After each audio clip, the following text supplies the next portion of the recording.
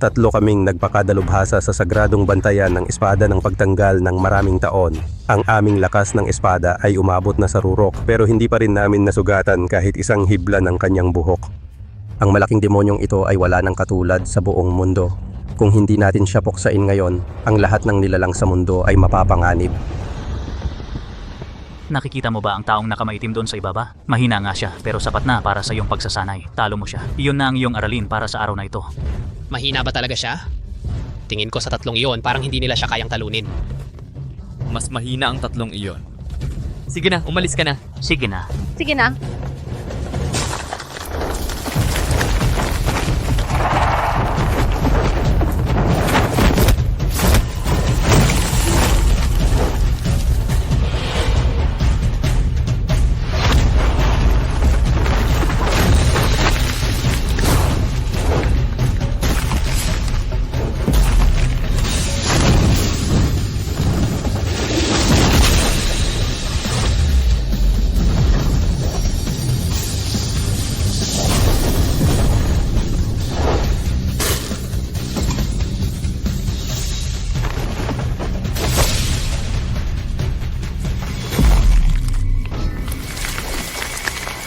Hindi man lang nakasagot ng dalawang atake ko, mahina nga talaga. Maaari bang malaman ang pangalan ng dakilang tao? Anong dakilang tao, natalo ko lang ang isang mahina.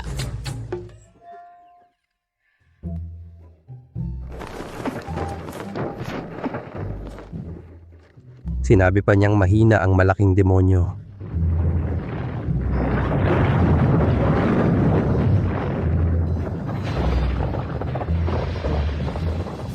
Maghanap ka agad ng impormasyon tungkol sa dakilang tao. Sino mang magbigay ng impormasyon tungkol sa dakilang tao, ang samahan ng mga immortal na Lopez ay tutupad sa anumang kondisyon. Maghanap din kayo.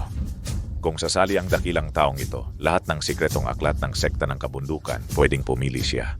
Lahat ng miyembro ng palasyo ng mga bulaklak, lumabas. Kung makuha natin ang pabor ng dakilang taong ito, lahat ng babaeng estudyante ng palasyo ng mga bulaklak, pwedeng pumili siya.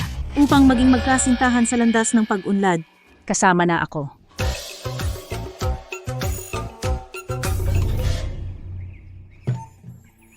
Elmo, ngayon 2 atake pa ang ginamit mo para lang matalo ang taong nakamaitim. Napakahina. Kailangan mo pang magsanay. Napakahina. Opo, tama ang sinabi ng aking dakilang guro. 3 guro. 8 taon na akong nandito sa bundok. Noong nasa ibaba pa ako ng bundok, pinapangarap kong makapasok sa isang paaralan ng martial arts na tinatawag na Samahan ng mga Immortal na Lopez. At ngayon, ang pagsusulit sa pagtanggap ng estudyante ng Samahan ng mga Immortal na Lopez na ginagawa tuwing 10 taon ay magsisimula na naman. Kahit mahina ang aking kakayahan, gusto ko pa ring subukan. Samahan ng mga immortal na Lopez. Gusto mong pumunta sa ganoong lugar? Mabuti na may pangarap ang estudyante. Bata pa siya. Gusto mo bang manatili siya sa atin habang buhay? Elmo, pumunta ka. Pero tandaan mo, saan man kang lugar magsanay, kami ang iyong laging sandigan. Maraming salamat sa inyong 3 guro. Hayop ka, hawakan mo ito.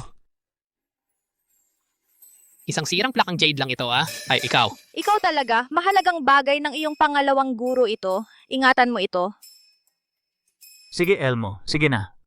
Sige na. Sige na, umalis ka na. Plakang Jade Verde na kayang mag-utos ng walang katapusang kayamanan, ayaw pa niya. Kapag bumaba na si Elmo, magugulo ang mundo ng martial arts. Elmo Lopez. Tiyak na hahanapin ko ng palihim ang dakilang tao na iyon. Bibigyan kita ng pagkakataon. Lila Santos. Talagang hindi ko alam kung paano kita pasasalamatan. Sige, pagsusulit sa pagtanggap ng mga bagong miyembro ng Samahan ng mga Immortal na Lopez. Magsimula na.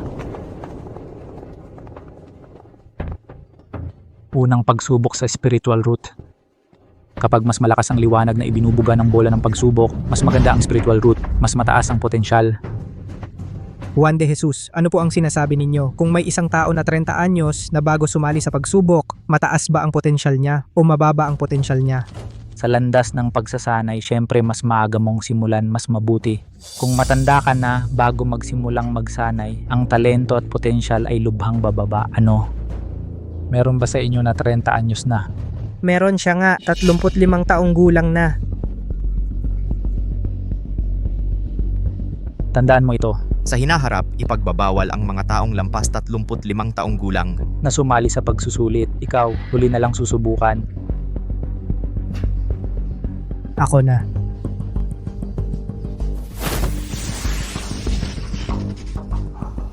Mababang uri ng spiritual root. Mababang uri ng spiritual root.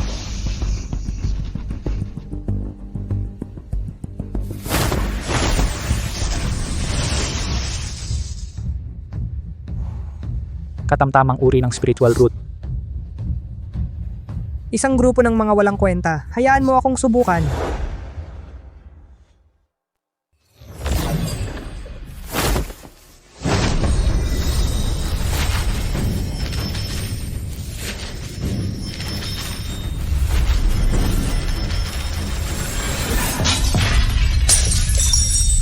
Nagawa pa niyang pasabugin ang 2 bola ng pagsubok.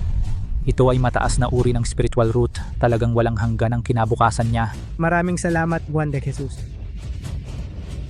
Ang huli, Paulo Reyes.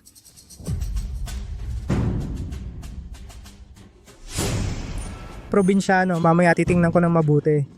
Paano ka nagpahiya? Walang kwentang spiritual root ang isang probinsyano. Kung may spiritual root siya, kakainin ko ang kanyang kristal sa harapan ng lahat.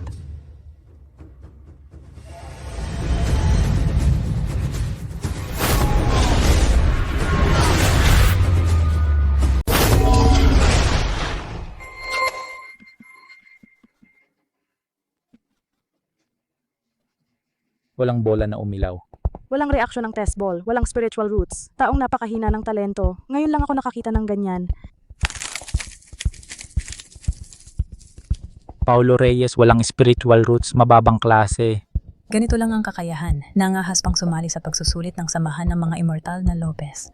Anong karapatan mo? Oo nga, ang makakapasok sa samahan ng mga immortal na Lopez ay mga henyong pili ng libo-libo. Sino sa tingin niya siya?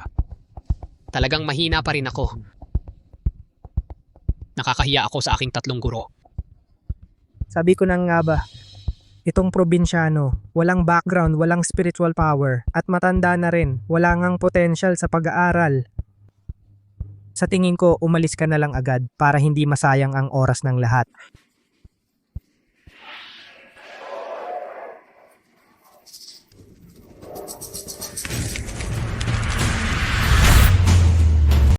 Kung wala kang spiritual root, huwag ka nang sumali sa susunod na pagsusulit. Sandali.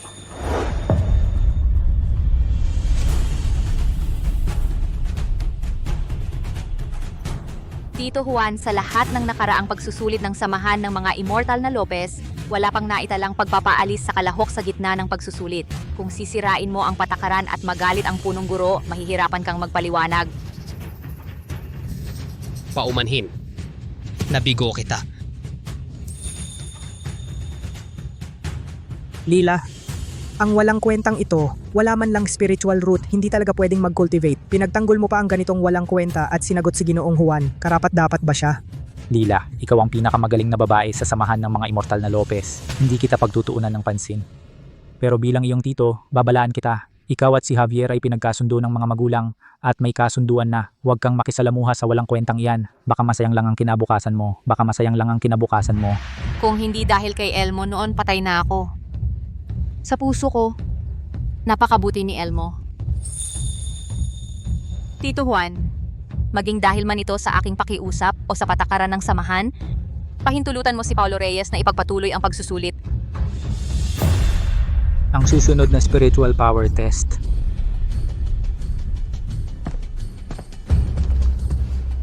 Maghintay ka.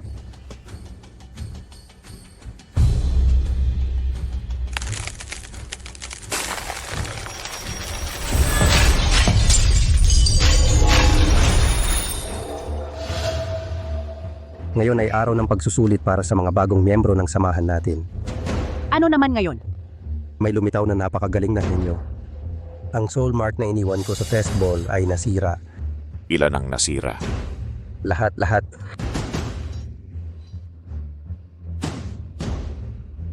Pinagpala ako ng langit, binigyan ako ng ganitong klaseng henyo.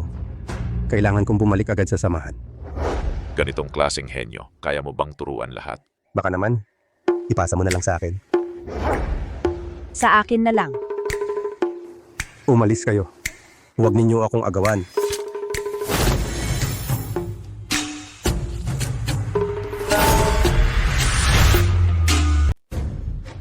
Ang pagsusulit sa kontrol ng espiritual na lakas sa round na ito, pangunahing sinusuri ang paghawak sa espiritual na lakas.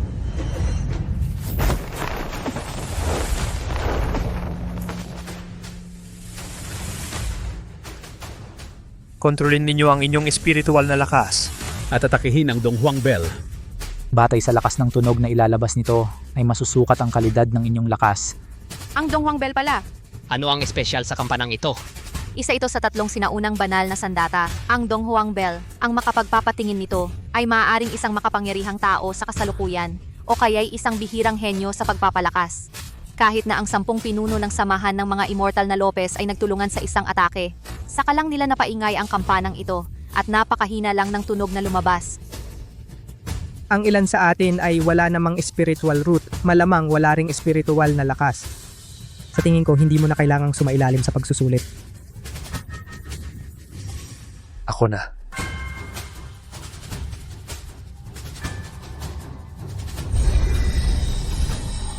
Palmada ng pagbasag sa kalawakan.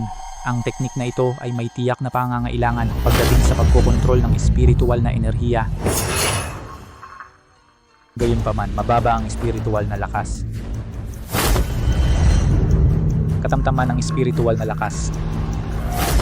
Mababa ang espiritual na lakas. Sunod. Ipapakita ko sa iyo kung gaano kababa ang iyong pamantayan.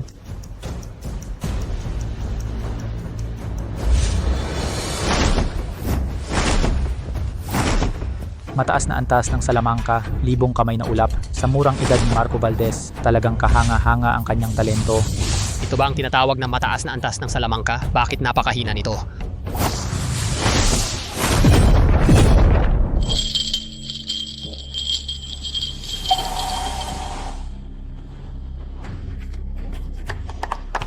Ayos.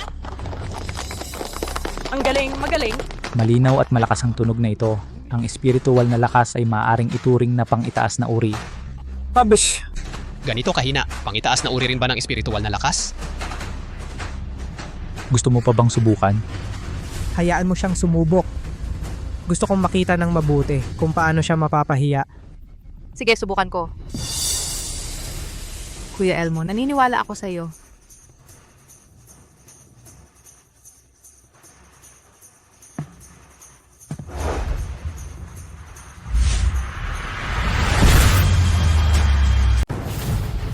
Mabuhay po, Rafael Gomez.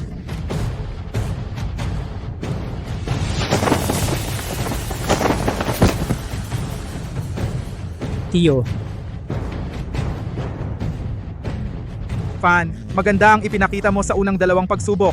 Kapag nakapasok ka na sa samahan ng mga immortal na Lopez, lalo kang magsikap, huwag kang magpabaya. huwag kang mag-alala. Sa ikatlong pagsubok na ito, lahat ng mga kandidato ay makikipaglaban sa akin. Kung makakasagot sila ng 2 hakbang ng mahika mula sa akin, ay papasa sila.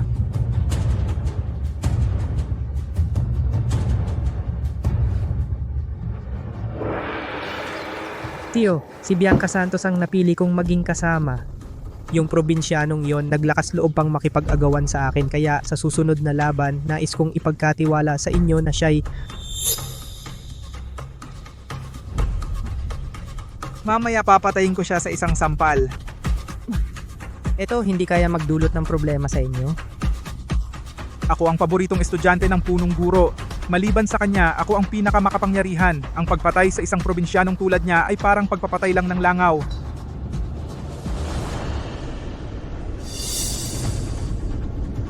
Nako.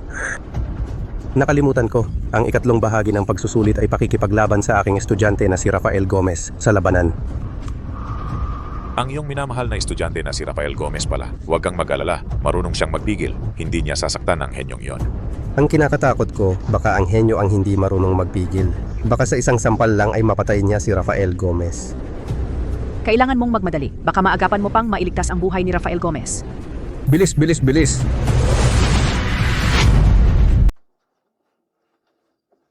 Si Rafael Cruz na ito, napakataas ng kanyang katayuan sa samahan ng mga immortal na Lopez at ang kanyang kapangyarihan ay pangalawa lamang sa 3 punong guro.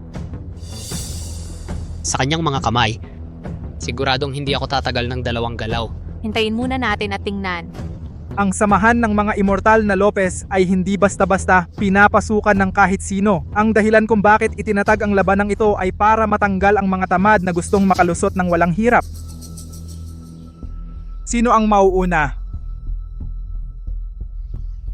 Ako ang susubok.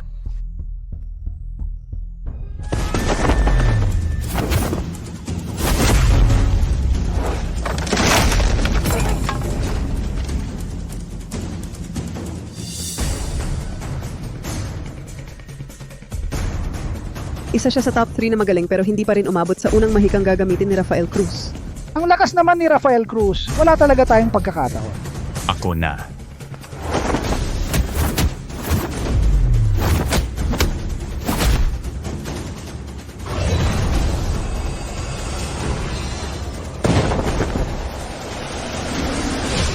Empty finger.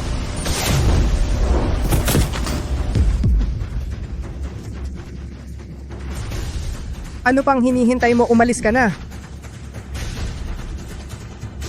May nakasabay na sa unang mahika ni Rafael Cruz. Ito ay mababang antas na mahika ang empty finger at hindi gaanong malakas ang pinsala nito. Mukhang si Rafael Cruz ay nagpapakumbaba pa rin sa mga nakababata. Hindi ba't sabi nila napakalakas niya, pero sa 2 laban na ito parang ordinaryo lang. Napakahina. Javier, ikaw na. Ipakita mo sa kanila ang kakayahan ng isang tunay na henyo. Opo.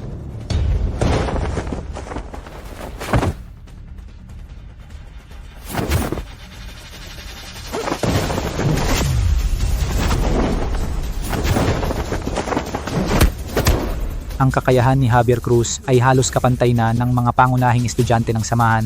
Pero kontrolado pa rin siya ni Rafael Cruz. Ilang buwan lang ang nakalipas, pero mas humusay na ng husto ang kakayahan ni Rafael Cruz.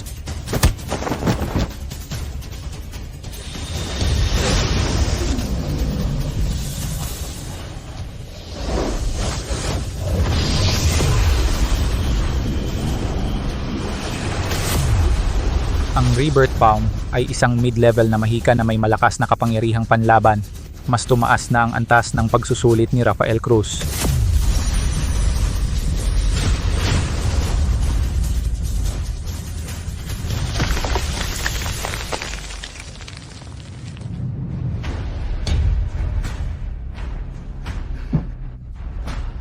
Hanggang ngayon, wala pang 10% ng tunay na lakas ni Rafael Cruz ang nagamit. Hanggang ngayon, hindi ko pa rin siya maintindihan. Magaling. Si Javier Cruz ay matagumpay na naharap ang 2 mahika at nakapasa. Elmo, kung ipagpapatuloy mo yan, masasaktan ka. Hindi na ako lalaban. Umalis na tayo. Sa pakiramdam ko, hindi naman siya ganong kalakas. Walang kwenta, wala kang alam. Naiintindihan mo ba ang mga galaw ni Rafael Cruz? Pero sa pakiramdam ko, talagang ordinaryo lang siya. Oy, walang kwenta anong sinasabi mo. Elmo, huwag ka nang magsalita. Tagapag-alaga, Rafael Cruz. Sa round na ito, hindi na kami sasali. Hindi na sasali si Elmo. Lila, hayaan mo akong subukan. Elmo, si tagapag-alaga Rafael Cruz ang pinakamalakas pagkatapos ng punong guro. Ang kanyang kapangyarihan ay hindi na pangkaraniwan. Hindi mo kayang tumagal kahit isang atake lang niya. Kung hindi makapasa, hayaan mo na. Sa mundo, hindi lang naman ang samahan ng mga immortal na Lopez ang lugar. Gusto mong umalis? Umalis ka? Ano sa tingin mo ang samahan ng mga immortal na Lopez? Tama, ang lakas ng loob mong magsalita ng ganyan kay tagapag-alaga Rafael Cruz. Parang hindi mo pinapahalagahan ang aming samahan. Ngayon, kailangan mong sumampa sa entablado. Ipapakita ko sa iyo ang kapangyarihan ng aming samahan. Lila, hayaan mo akong pumunta. Pupunta ka para mamatay? Si tagapag-alaga Rafael Cruz na ito, wala talagang balak na patawarin ka. Lila, kung papayag kang maging magkasama ni Javier Cruz, maaari kong isipin na bugbugin lang siya ng halos mamatay.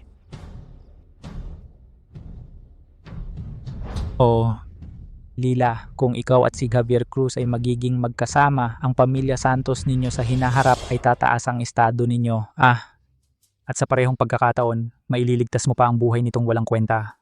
Tingnan mo, hindi ba ito isang magandang bagay na dalawang biyaya sa isang hakbang? Tama. Tingnan mo itong walang kwenta mula ulo hanggang paa. Saan ba siya nababagay sa iyo? Sa kakayahan niya, kung sumampa man yan sa ring isang utot lang ng tito ko, kayang-kaya siyang patayin. Pero kung sumunod ka lang sa akin ngayon, mapapakiusapan ko ang tito ko na palayain siya ng parang walang nangyari. Ano sa tingin mo? Lila Santos, kung patuloy kang magiging pasaway, huwag mong sisihin ang kuya mo kung gagamitan din kita ng dahas.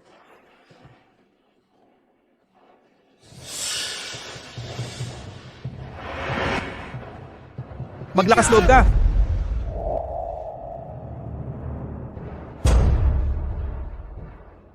Elmo Lopez.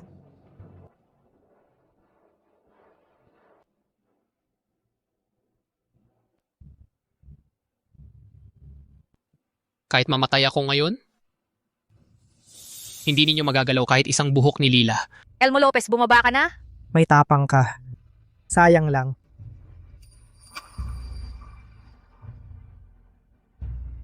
Magsisimula na ang pagsusulit. Wala siyang espiritu na ugat o kapangyarihan, isang ordinaryong tao lang siya. Talagang may lakas ng loob siyang sumampa. Hindi ba't malinaw na paghahanap ng kamatayan yan? Ang tanga-tanga. Ngayon, masdan natin ng mabuti. Kung paano ka mamamatay.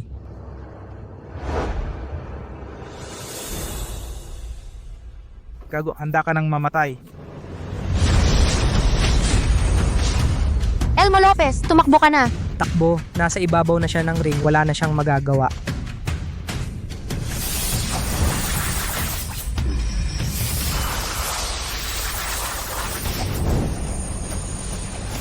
Ito ang pinakamataas na mahiwagang sining ng samahan ng mga immortal na Lopez, ang hukom na hanay ng mga espada. Ni hindi nga niya plano na mag-iwan ng bangkay.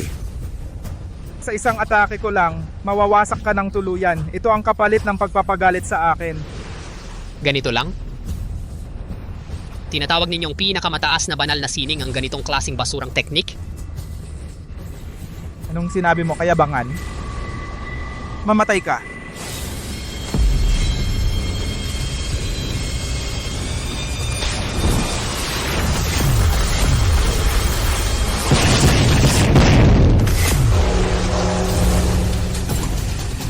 Ano? Paano posible yon?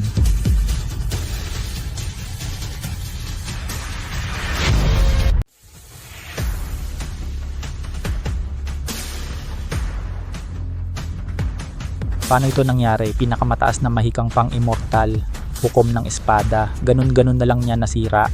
Walang katwiran to. Wala siyang spiritual root, wala ring spiritual power. Paano ito posible? Polo, ikaw. Mas mahina ka pa pala sa inaakala ko. Nagpapalusot ka ba sa akin? Itinatago mo ang tunay mong lakas. Ikaw...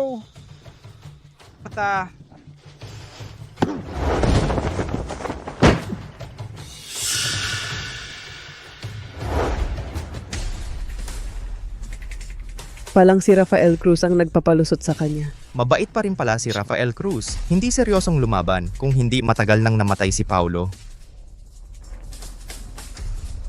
Rafael Cruz, huwag ninyong pagbigyan ng batang to. Ipakita ninyo sa kanya ang tunay ninyong lakas. Anong pagpapalusot? Hindi ako nagpapalusot. Yung suntok kanina, muntik na akong mamatay sa suntok na yon. Buti na lang malakas ang katawan ko. Tama, tito, sampalin ninyo ng malakas yan.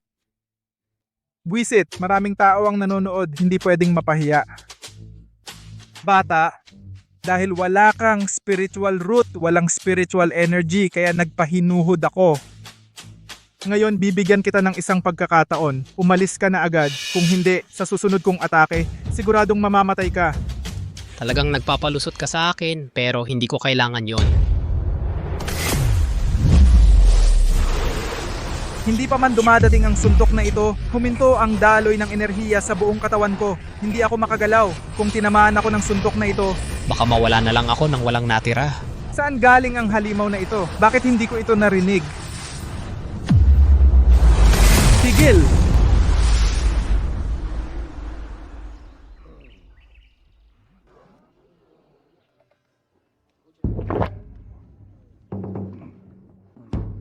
Bata, ang hina-hina mo. Hindi karapat-dapat para sa pangalawang atake ko.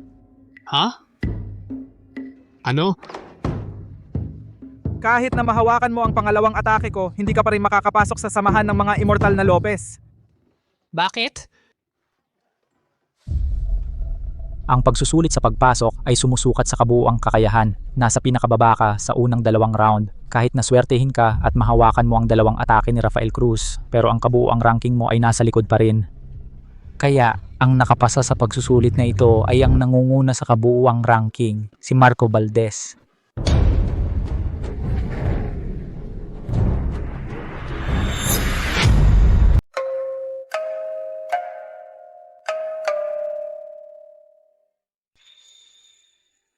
Paulo, 35 anyos. Paulo.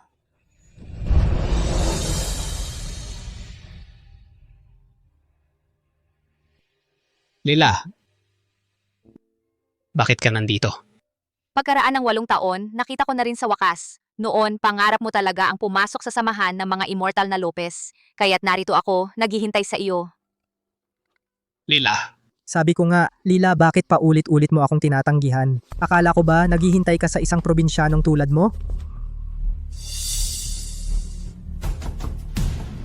Lila, hindi mo dapat ginaganyan ang sarili mo.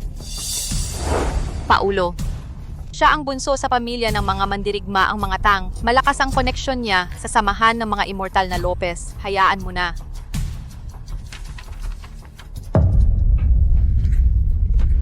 Tatlumput mahigit ka na, sumasali ka pa sa pagsusulit?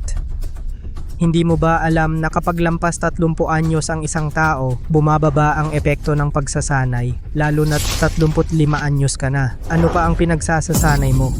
30 mahigit na, sumasali pa sa pagsusulit. Malamang noong bata siya, hindi siya pumasa. Kahit ngayon, bigyan mo siya ng isa pang pagkakataon, hindi sigurado na makakapasa siya. Tumahimik ka? Ano ang problema sa pagiging 30 mahigit? Kapag may pangarap ang isang tao, hindi ito huli sa anumang oras. Lila, kahit ipagtanggol mo siya, hindi siya makakapasok sa samahan ng mga immortal na Lopez, sabi ko.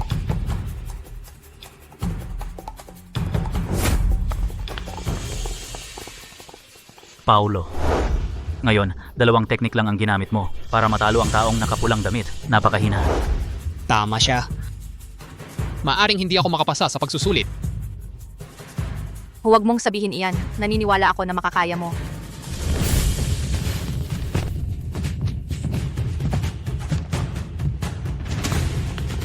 Paggalang kay Master Juan. 3 araw ang nakalipas, may isang misteryosong mahistrado tumulong sa samahan ng mga immortal na Lopez. Pinatay ang malaking demonyo ng sektang Ghost King upang walang nasaktan o namatay sa samahan ng mga immortal na Lopez. Sa utos ng 3 punong guro, ang pagsusulit sa pagkakataong ito ay tumatanggap lamang ng isang pwesto. Bukod pa rito, ang sinumang magbibigay ng mga pahiwatig sa misteryosong mahistrado ay maaring tanggapin sa samahan ng mga immortal na Lopez. May pahiwatig ba ang sinuman? Misteryosong maestrado.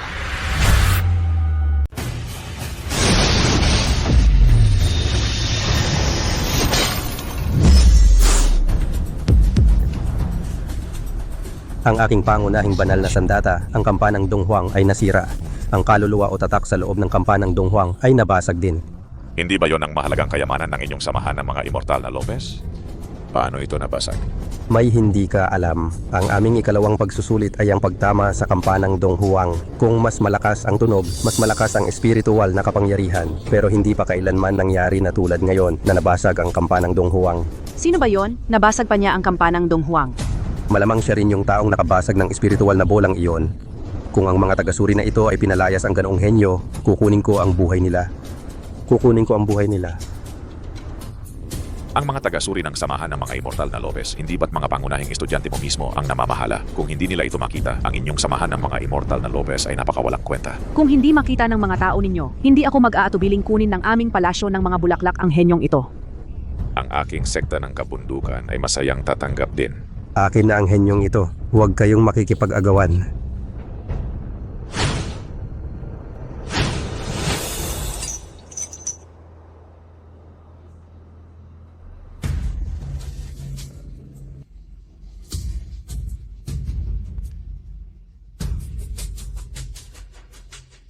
Umuwi ka na lang at magtanim ng gulay. Talagang walang kwenta. Walang kahit anong tunog. Sa susunod, tandaan mo, huwag basta-basta magpapasok ng kahit sino sa pagsusulit. Sayang lang sa oras. Sobrang walang kwenta mo naman. Hindi ko talaga inasahan.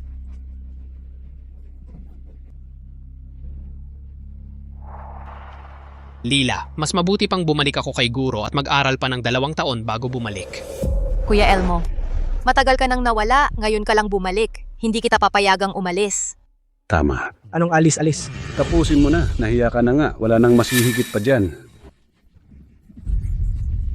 Lila, tingnan mo ako. May lakas ako, may talino ako. Lahat ng miyembro ng pamilya ninyong Santos ay umaasang pakakasalan mo ako ng maaga.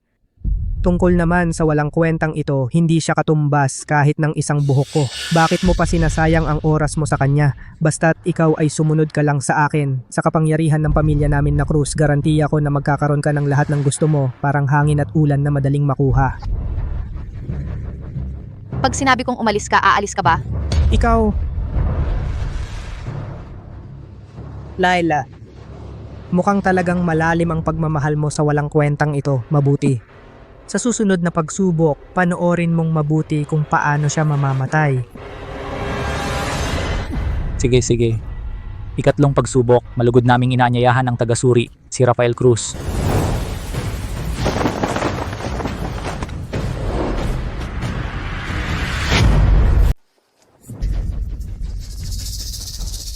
From D, wala kang koneksyon, wala ka ring kakayahan. Sabi ko sa'yo, hindi ka papasa sa samahan ng mga immortal na Lopez. Umalis ka na. Anong gagawin mo? Mag-aaway ba tayo? Sa konting kakayahan mo, kayang-kaya kitang durugin gamit lang ang hinlalaki ko. Tama na yan.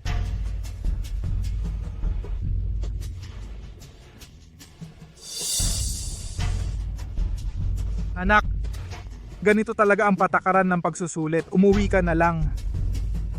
Hindi, Manong, bakit bigla nyo siyang pinagbigyan? Ang tulad niyang From D, swerte na niya makita tayo. Umalis ka na! Huwag ka nang magsalita.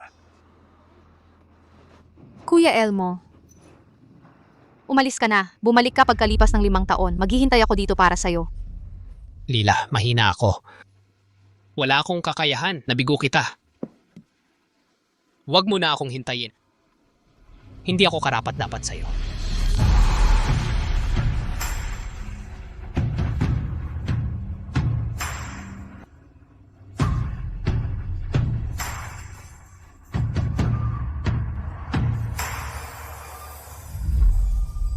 Dahil nahihiya ang walang kwenta, nagtago na lang siya. Kuya Elmo, maghihintay ako sa'yo. Sige. Ang pagsusulit ngayong araw ay tapos na. Disperse na kayong lahat. Walang sino man ang aalis.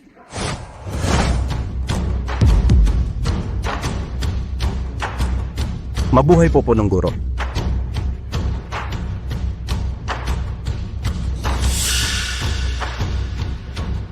Nasaan ang henyong nakabasag ng bola ng pagsusulit ng espiritu at ng Dong Juan Bell? Lumabas ka at pakita ang iyong sarili.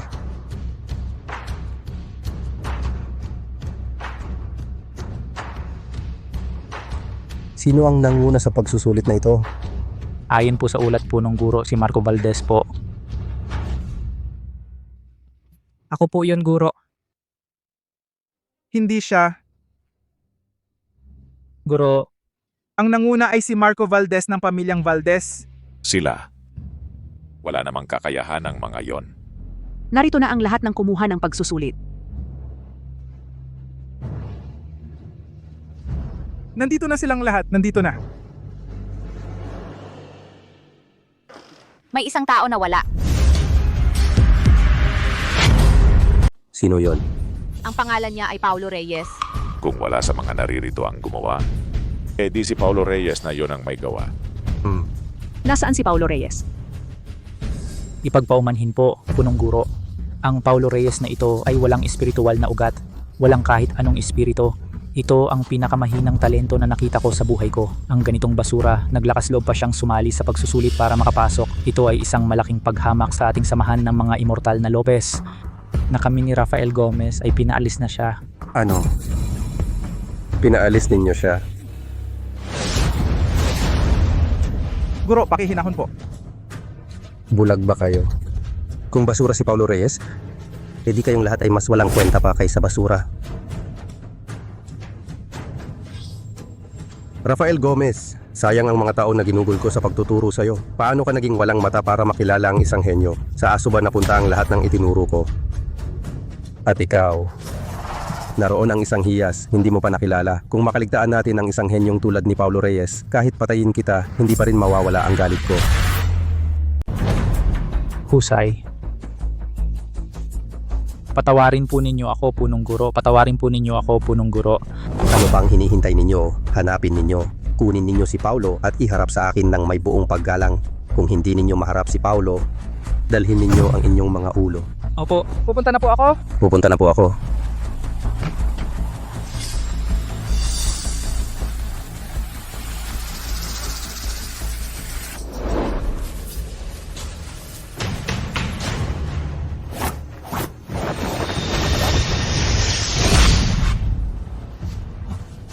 Nakikipagkita po si Marco sa ninuno.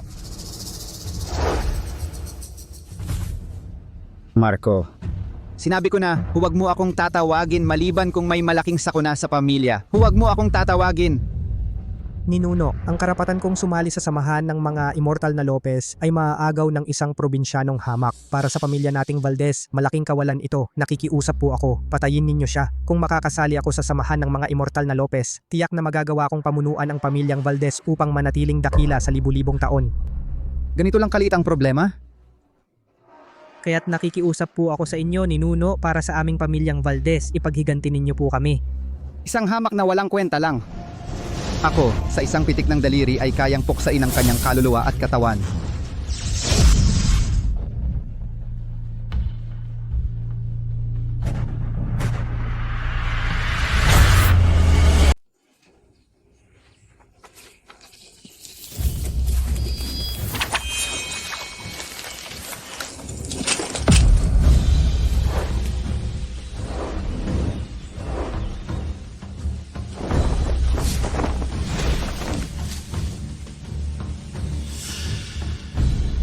Ikaw si Paulo Reyes?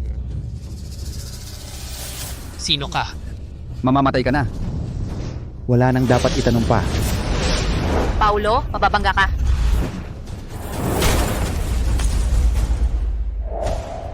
Paulo, Lila. siya ang ninuno ng angkan ng Tang. Ang lakas niya ay hindi bababa sa 30 punong guro. Wala akong galit sa angkan ng Tang. Bakit mo ako papatayin? Para kang langgam na madudurog. Wala akong kailangang dahilan. Kahit na napakalaki ng agwat ng lakas natin, hindi ako magpapakatumba ng walang laban. Paulo, hindi mo siya kayang talunin. Tumakbo ka na. 3 punong guro ng samahan ng mga immortal na Lopez, ang hinahanap siya sa lahat ng dako. Kung papatayin mo siya, kalabanin mo ang buong samahan ng mga immortal na Lopez. Natatakot ba ako sa samahan ng mga immortal na Lopez?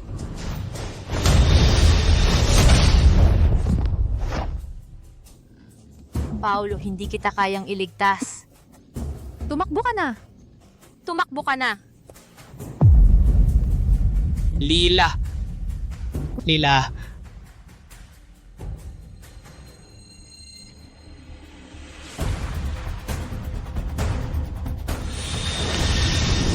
Lalaban ako. Ngayon din ipapadala kita sa kanya. Sino ka?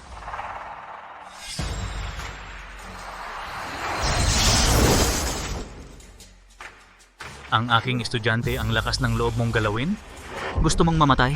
Kayong tatlo, kayo ang mga guro nitong walang kwentang ito?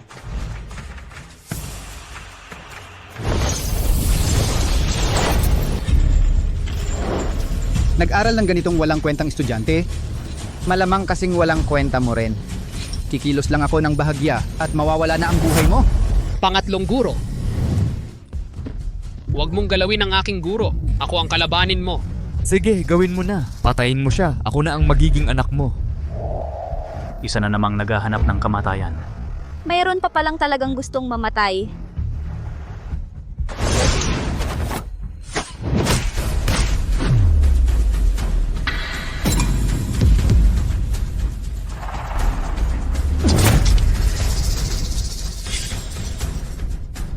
Sino ba talaga kayo? Paano naman isang manilang halos ikamatay ko na? Ang taong ganito, bakit hindi ko siya narinig kahit kailan? Ang estudyante ko ay palaging tahimik at masunurin. Hindi siya nakakagawa ng kaaway. Mas mabuti para sa'yo ang magbigay ng dahilan para siya'y galawin. Kung hindi papahamak kita hanggang sa wala kang lugar na paglilibing. Sino ang tinatakot mo? Kami ay bahagi ng sandatahang alyansa laban sa mga halimaw. Ang pinakamalakas na pamilya, ang pamilya Tang, subukan mong galawin kami. Pamilya Tang, ito ang pinagmamalaki mo. Huwag mong hamak ang pamilya Tang. Hindi ko siya matatalo pero sigurado ako na matatalo kita.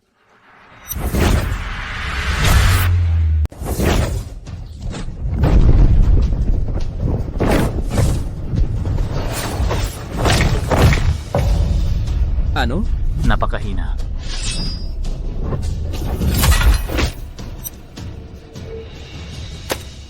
Ang buong lakas na pag-atake ng ating ninuno, ni hindi man lang nasugatan ang balat niya. Sino ba talaga kayo? Paano kayo napakagaling?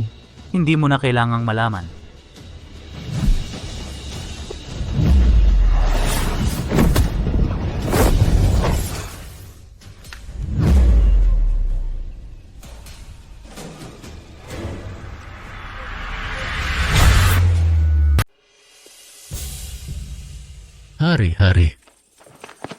Hari.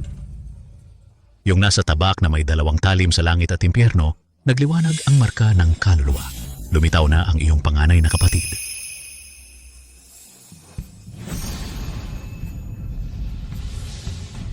Ganyan kalakas ang kumikislap na marka ng kaluluwa ni Kuya. Malamang ay kasalukuyang nakikipaglaban ng husto sa isang tao. At saka galit na galit si Kuya. Sa anumang paraan hanapin si Kuya. Opo.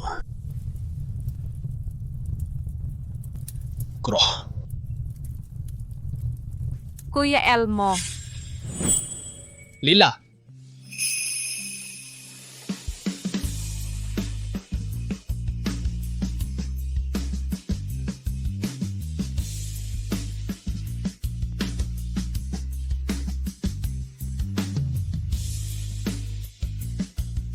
akala ko kasi buti na lang at wala kang nangyari. Kuya Elmo, sabi ko na sasamahan kita habang buhay. At saka, yung mga magulang ko, pinapasundo ka pa nga nila para makilala ka. Ha? Pero mahina ang kakayahan ko. Ni hindi nga ako makapasa sa pagsusulit ng samahan ng mga immortal na Lopez. Hindi kaya ako ayawan ni na Tito Carlos at Tita Teresa? Kuya Elmo, yung bola ng pagsusulit sa samahan ng mga immortal na Lopez, ikaw ba ang nagbasag noon? Sabi ng mga guro ko, mahina ako. Wala akong ganong kakayahan. Huwag kang mag-alala, nandito ako. Hindi ka pahihirapan ng mga magulang ko.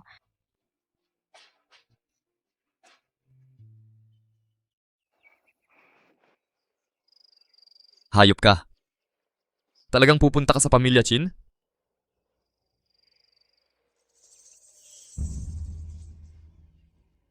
Ikaw ang anak ni Clara.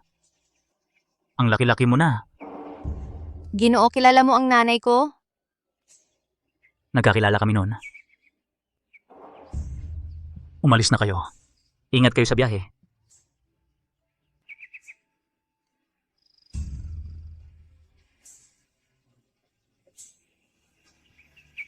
Ang ganda ng tambalan ninyo.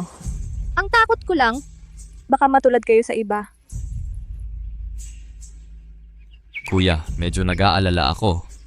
Sumunod na lang tayo. At saka na rin. Para malutas na ang iniisip mo.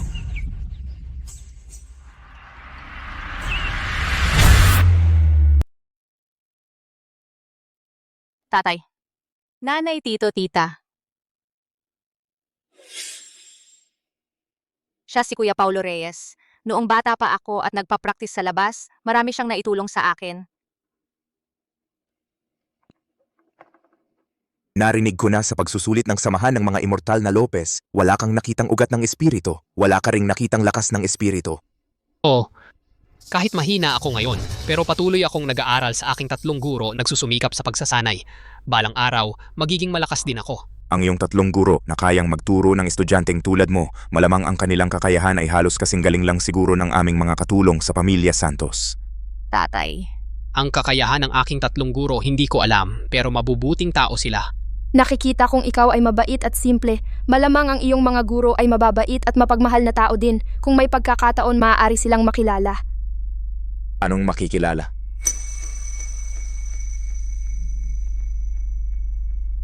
Dahil ang iyong tatlong guro ay mahina at madaling talunin, sila ba ay may magandang pinagmulan? Ang aking mga guro ay mga taong malaya at walang pakialam, hindi kailanman nakikialam sa mundo. Kaya hindi ko rin alam ang kanilang mga pagkakakilanlan.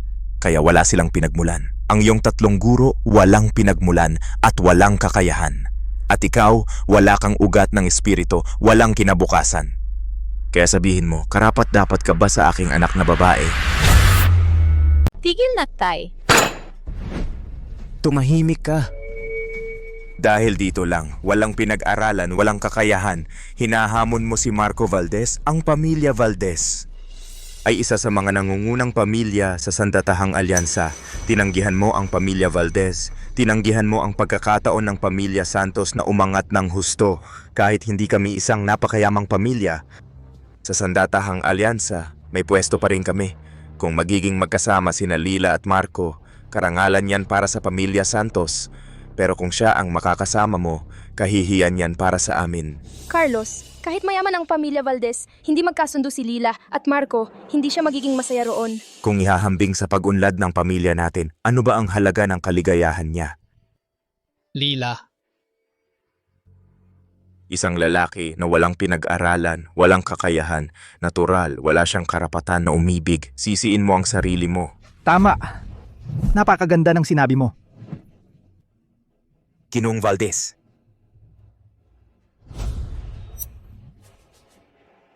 Anong ginagawa mo rito? Bakit ka nakikipag-usap sa taong ito? Ginoong Santos, magkasintahan sina Marco at Lila. Dinala ko si Marco para humingi ng kamay ni Lila. Ano ang masasabi mo? Hindi pwede. Tumigil ka. Sino ka ba? Ikaw ba ang may karapatang magsalita? Sir Carlos, alam kong mahina ako, hindi ako karapat-dapat sa inyo, pero gusto ko pa ring ipaalala sa inyo, hindi mabubuting tao ang pamilya Cruz. Gusto ni Rafael Cruz na patayin kami ni Lila. Lila, anong nangyari? Ligtas ka ba? Nanay, okay lang ako. Salamat sa tatlong guro ni Kuya Elmo na isalba nila ako. Anong kalokohan ang sinasabi mo, gago? Napakagaling ng kapatid ko. Kung talagang gustuhin niya, patay ka na sana. Tama ba ako, Carlos? Tama ka. Napakagaling ni Rafael. Sa tingin ko, naglalaro lang siya sa mga bata. Ayaw mong mawala si Lila, kaya nagsisinungaling ka na lang. Nababaliw ka na ba, tatay? Akala ko isa ka lang walang kwentang tao. Pero hindi ko inakala na masama ang intensyon mo. Hinayaan mo pang siraan si Rafael. Walang hiya. Nanggugulo ka sa relasyon namin at ng pamilya Cruz. Karapat dapat kang parusahan. Javier, ang ating pagsasama, huwag mong hayaang masira ng gago na ito. Bakit makikipagkumpetensya ang buwan sa isang alitap-tap? Ako ayaw kong makipagtalo sa isang probinsyano. Javier, sa tingin ko, bukas na ikasal kayo ni Lila. Nanay, tatay, ayaw kong magpakasal. Ang pag-aasawa sa isang binatang tulad ni Javier Cruz, na puno ng talino at galing ay isang malaking biyaya para sa iyo. Ang isang walang kwentang tao tulad ni Elmo Lopez, kahit magsipilyo ng sapatos ni Javier Cruz, ay hindi karapat-dapat. Tito Carlos, mahina ako ngayon pero hindi ibig sabihin habang buhay akong mahihina. Nagsisikap na akong magsanay at magpalakas. Bigyan ninyo po ako ng kaunting panahon. Magiging karapat-dapat ako para kay Lila. Kahit ilang buhay pa ang pag-ensayo mo, hindi mo pa rin maaabot ang anak ko. Parang palakang nangangarap maging prinsipe.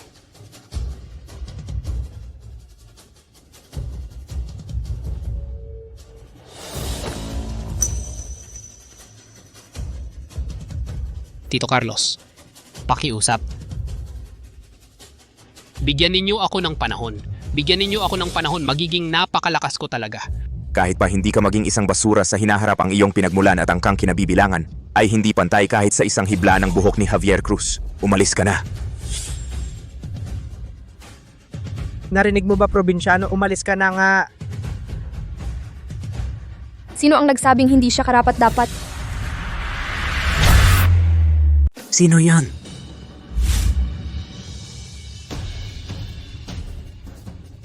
Mga maestro, bakit kayo nandito?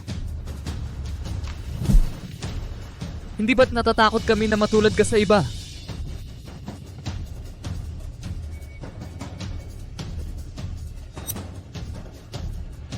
Ikaw pala ang kabit. Nag-aral ka ng ganitong walang kwentang estudyante, hindi rin naman kayo magagaling. Noong digmaan kontra mga halimaw 300 taon na ang nakalipas, si Tang Sansi ay sumusunod lang sa akin, naihipa sa takot. Ang ganyang klasing tao, ang gayon ay may apo na. Kilala mo ang lolo ko, sino ba talaga kayo? Hindi mahalaga kung sino kami. Ang mahalaga, ang usapin ni Nalila at Elmo, pakikialaman namin. Gabriel, noon pa man nang agaw ka na ng babae sa akin, hindi ka naman nanalo. Ngayon, dinala mo pa yung walang kwentang estudyante mo para mang-agaw ulit. Sayang, sumalpok ka sa pader. Hindi mo ba alam kung ano ang katayuan ng pamilya Tang? Anong klaseng katayuan yan? Ang sandatahang alyansa laban sa mga halimaw ay binubuo ng 10 dakilang pamilya at ng samahan ng mga immortal na Lopez. At ang pinakamakapangyarihan sa 10 pamilya ay ang aming pamilyang Tang. Kapag nag-utos ang punong Tang, susunod ang buong alyansa sa kanyang utos. Kung ayaw ninyong mamatay, lumayas na kayo kasama ng walang kwentang estudyante mo. Bago pa magalit ang punong Tang, maaari pa kayong bigyan ng pagkakataong mabuhay. Ikaw ang unang nagsabi sa amin ng ganyang klaseng salita. Ngayon ay araw ito ng aking pag-aalay ng kasundong pag-aasawa. Ayokong magdulot ng madugong labanan. Kayong apat, lumapit kayo rito. Yumuko kayo at humingi ng tawad. Maaari kong ituring na walang nangyari. Putang ina mo! Kung magiging komedyante ka, baka mamatay ang mga tao sa kakatawa. Maglakas loob kang magpakita ng kawalang galang sa punong Tang. Mukhang gusto mo nang mamatay. Pangalawang guro.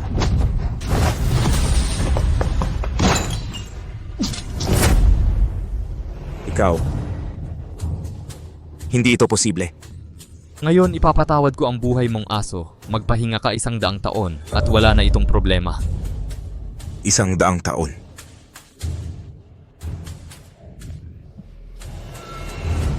Pinuno ng Tang patayin siya. Humarap ka sa akin at sinakta ng tao ko naghahanap ng kamatayan.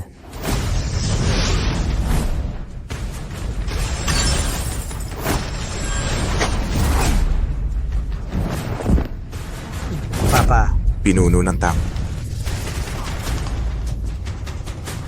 ang pagkamuhi ngayon itinatala ng Tang family, hihintayin ko kayo maghintay.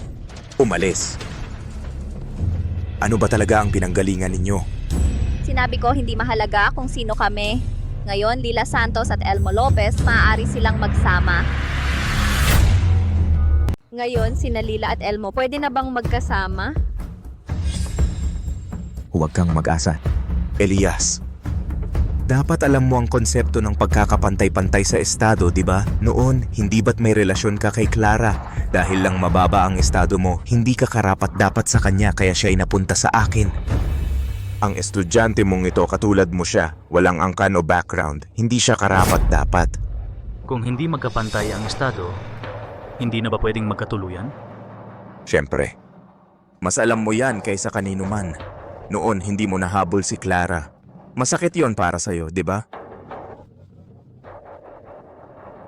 Gusto kong maranasan ng estudyante mo ang parehong sakit na naranasan mo. Saka lang ako mabubusog ang galit. Ay, putang ina. Sana nagtabi ako ng konting ari-arian para sa sarili ko. Kaya ngayon, wala na akong maibigay kay Elmo. Hindi ko rin inakala na may magrereklamo na walang connection si Elmo. Ang anak kong babae ay hindi magpapakasal sa isang promdi na tulad niyan. Hindi ko hahayaang makuha mo ang gusto mo. Ito rin ba ang ibig mong sabihin? Talaga bang dadaan sa parehong landas ng kuya si Elmo? Hay, Lila. Paumanhin. Hindi ako karapat-dapat sa iyo. Ngayon, ako na ang bahala kay Elmo. Basta't nasa abot ng aming kakayahan. Ano ang gusto mo? Iyon ang ibibigay namin. Katulad mo ang estudyante mong si Elmo, isang promding walang kapangyarihan o impluensya. Ang gusto ko, hindi mo kayang ibigay. Umalis ka na. Kaya ko bang ibigay?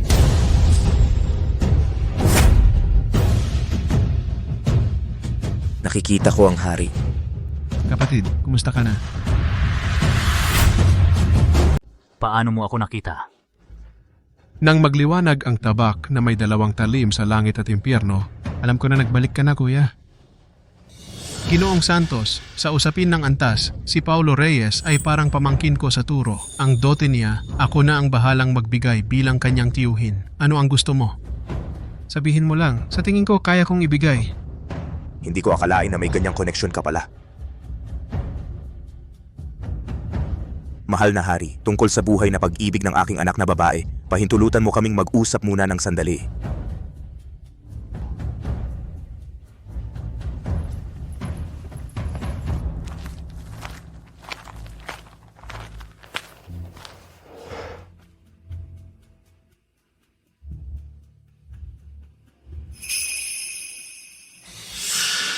Tatlumpung taon na ang nakalipas, tayo'y nag-agawan para kay Clara. Ako ang nanalo. Ngayon tingnan natin kung paano ka mananalo ngayon. Ano ang ibig mong sabihin? Hindi ko hahayaang magtagumpay ka sa gusto mo. Hindi ko hahayaan. Palad na pumupuksa sa kaluluwa. Ingat.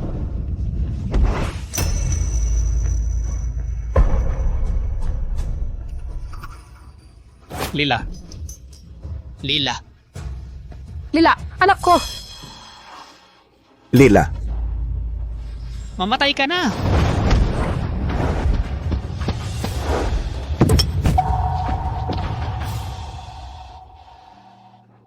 Lila. Ginoong Elias, nakikiusap ako sa iyo, sagipin mo siya. Nawala na ang kanyang kaluluwa. Kahit ang mga Diyos ay hindi na siya maaaring iligtas. Elias! Sagipin mo siya. Dali, sagipin mo siya. Anak mo siya. Ano? Anong nangyari? Guro Elias, pakiusap. Palad na pumupuksa ng kaluluwa, nawala ang kanyang 3 kaluluwa at 7 espiritu. Anong gagawin natin? Kailangan nating iligtas siya. Sige, dalhin mo siya sa isang lugar na sagana sa espiritu. Tara na. Halika, Lila. Halika. Clara. Ano ba talaga ang nangyari? Anak ko si Lila. 20 taon na ang nakalipas. 2 taon nating magkasama. Nagdadalang taon na ako ng iyong anak. Noon, bakit mo ako pinalayas?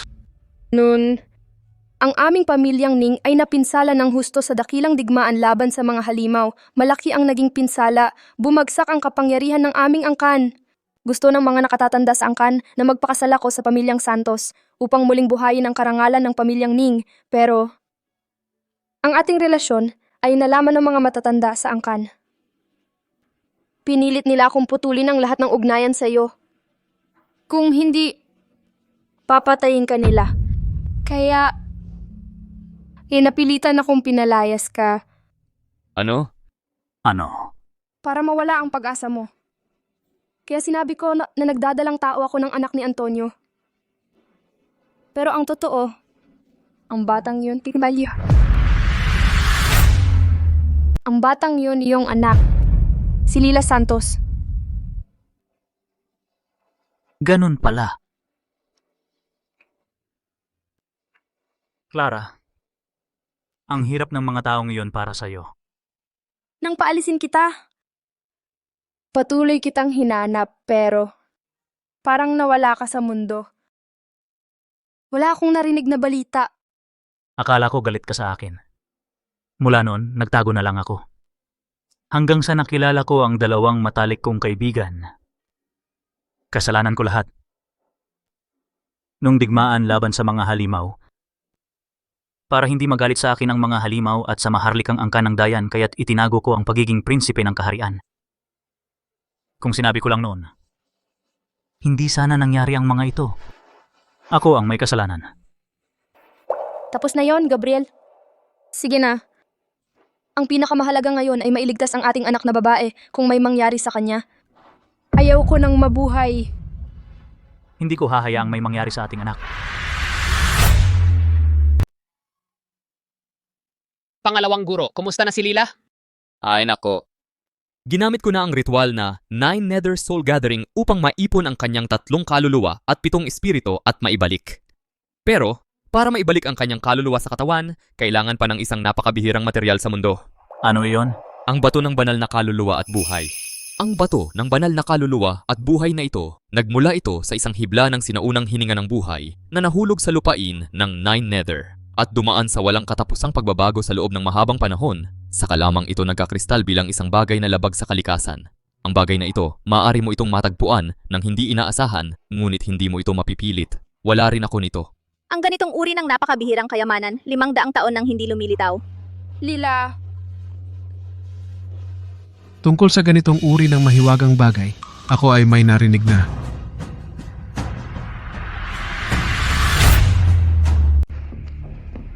Pagkatapos ng 3 araw, sa aking imperyo ng Dayan, sa malayong silangan ng lungsod na walang gabi, magkakaroon ng isang malaking subasta.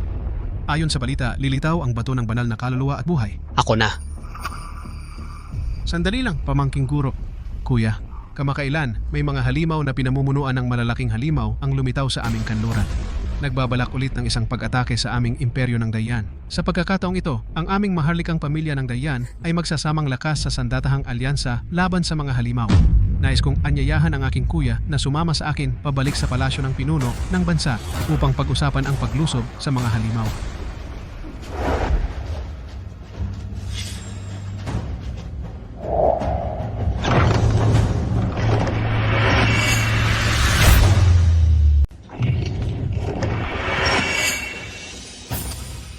Ang tabak na may 2 talim sa langit at impyerno.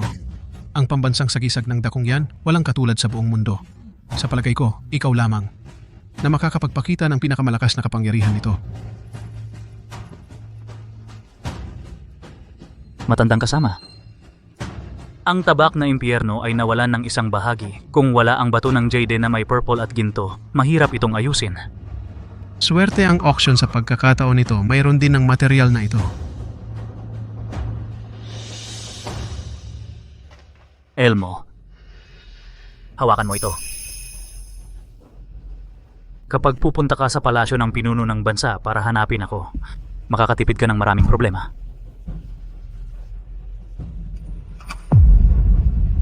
Elmo, nasan ang plakang jade na ibinigay ko sa iyo? Ang mga taong kilala ang plakang jade na ito ay tutulong sa iyo ng walang pag-aatubili. Kapag may mga pagkakataon na kailangan mo ng pera, ipakita mo ito.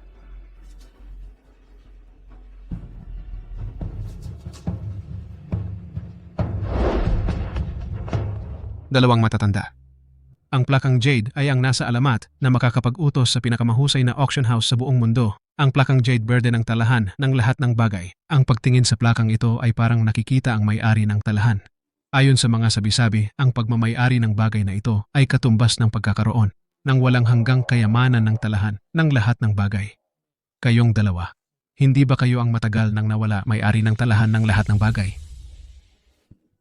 Sa ngayon, ang lahat ng tulong na maibigay ay naibigay na. Kailangan na lang nating umasa sa Elmo dumali ka sa pagbalik. Kung hindi makakayanan ni Lila.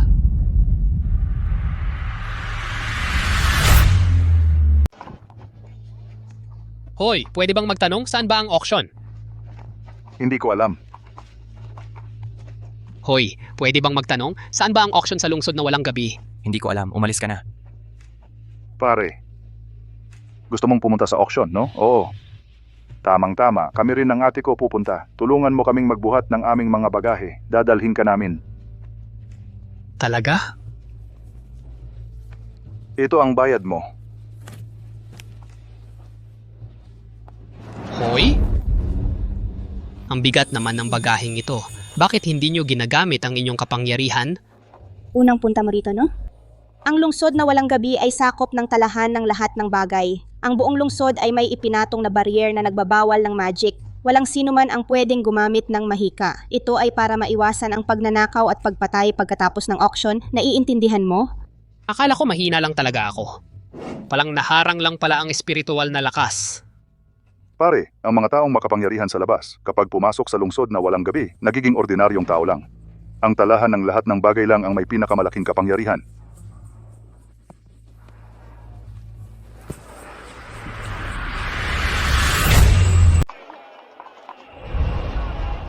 Hoy!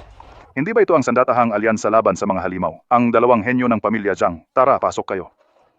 Ate, sikat pala talaga ang pamilya natin? Siyempre. Hoy, ang mga alila, bawal pumasok. Hindi ako alila nila. Kuya Wang, hindi siya alila namin. Binayaran lang namin siya para magtrabaho. Eh di alila pa rin yon, di ba? Ito ang talahan ng lahat ng bagay. Hindi ka pwedeng pumasok dito. Umalis ka na. Probinsyano, ilang araw lang ang nakalipas. Ganito na lang ang nangyari sa'yo. Walang kwenta ka. Ikaw? Maliit nga ang mundo, ano? Akala ko ba hindi na kita makikita pa? Oy, Ginoong Xavier Cruz, kilala mo siya. hindi mo ba siya kilala? Noong nakaraang pagsusulit ng samahan ng mga immortal na Lopez, may isang tao na hindi nakitaan ng spiritual root ni hindi nakitaan ng spiritual energy. Siya pala yon.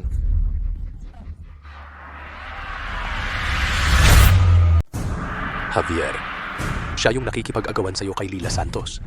Opo. Huwag mong pakikipagtunggali sa walang kwentang to. Baka mahila ka pa pababa. Kayo niya, parang langit at lupa ang pagkakaiba. Sa auction ngayong araw, bilhin mo ang pinakamagandang alahas. Ibibigay mo kay Lila Santos para malaman niya kung sino talaga ang karapat-dapat para sa kanya. At para umurong na rin yung batang yan. Sige. Ngayong araw, kailangan nating makuha ang bato ng banal na kaluluwa at buhay. Ito ang pangunahing sangkap sa gamot ng tatay mo. Kung hindi natin ito makuha, malaking panganib ang buhay ng tatay mo. Naiintindihan ko.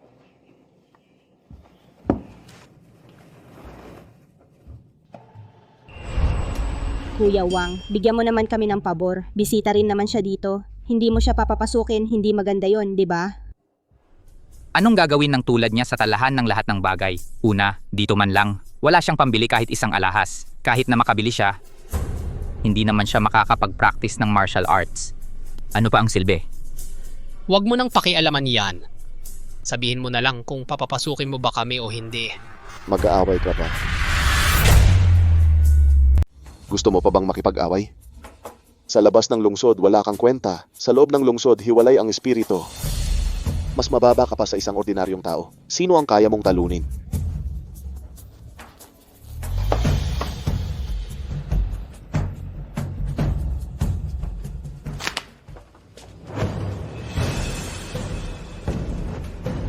Ano ba talaga ang gusto ninyo para papasukin ninyo ako?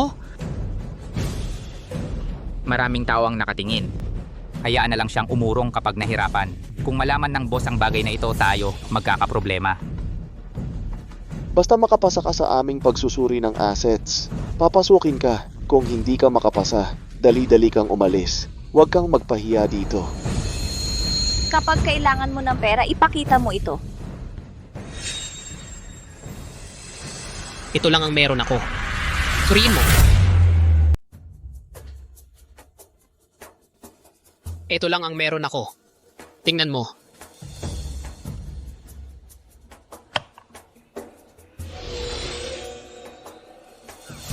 Niloloko mo ba ako? Isang pirasong espiritu na bato lang. Gusto mo pang pumasok sa talahan ng lahat ng bagay? Anong bibilhin mo dyan? Isang pirasong espiritu na bato lang.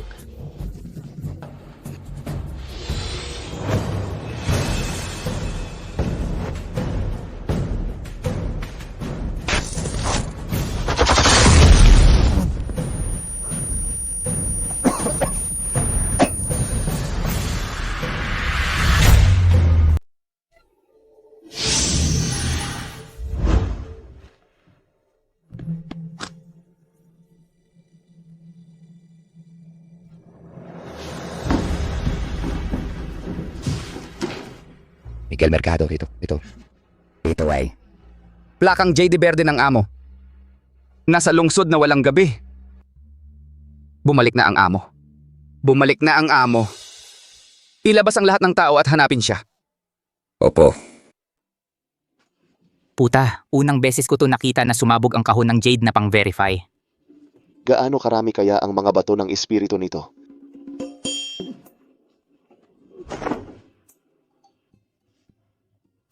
Pwede na ba akong pumasok ngayon? Kuya, kailangan mo ba ng magsusuot ng sapatos? Ako na ang magsusuot ng sapatos mo. Kuya, kailangan mo ba ng aso? Ako na ang magiging aso mo. Mas gusto ko pa rin kayong dalawa yung kayabangan ninyo.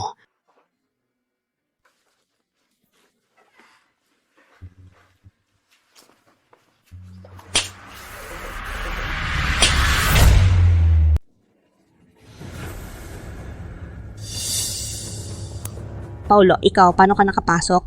Pare, ang mamahal ng mga gamit dito. Dapat handa ka sa gastos. Hindi naman marami ang gusto kong bilhin. Mabuti naman kung ganun. Sa lahat ng bagay, dapat alam mo ang limitasyon mo.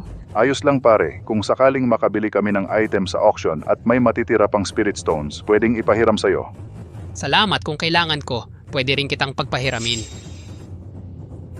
Tingnan mo ang estado mo ngayon, ikaw pa ang magpapahiram sa amin, mag-focus ka na lang sa sarili mo. Itong probinsyano, paano nakapasok to? Javier, ang Agilay hindi nakikipagtalo sa maya. Kapag ipinakita lang natin ang yaman natin, matatakot na yan at aalis. Hindi na natin kailangang makipagtalo pa sa kanila. Nakakahiya yon para sa atin. Opo. Mukhang handa na ang lahat. Hindi na magsasalita ng marami. Ang unang item, lotus ng banal na apoy. Lotus ng banal na apoy. Ito ang pinakamahusay na teknik ng unang Diyos, Gabriel Lopez. Ginagamit ang espiritu upang magpakilos ng kidlat at apoy na nagtipon upang maging lotus ng pinakamalakas na apoy. Noong araw, Gabriel Lopez ay gumamit lamang ng isang teknik upang mapasuko ang 10,000 malalaking demonyo at pinatay ang kaluluwa ng 1,000,000 malalaking demonyo. Pero Gabriel Lopez ay nagretiro hanggang ngayon, wala pa ring balita. Tanging ang lotus ng banal na apoy ay nananatili sa mundo.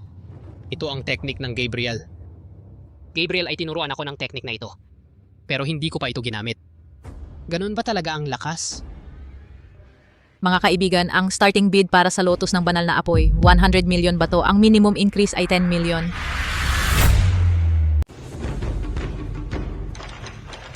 Ang mahal naman. Ganyan na ba ang starting bid? Ako 110 million. Ito talaga ang pinunta natin dito. Kapag natutunan natin ang teknik na ito, ang antas ng aming pamilyang Jiang ay makakaabot na sa pinakamataas na level. 200 milyon.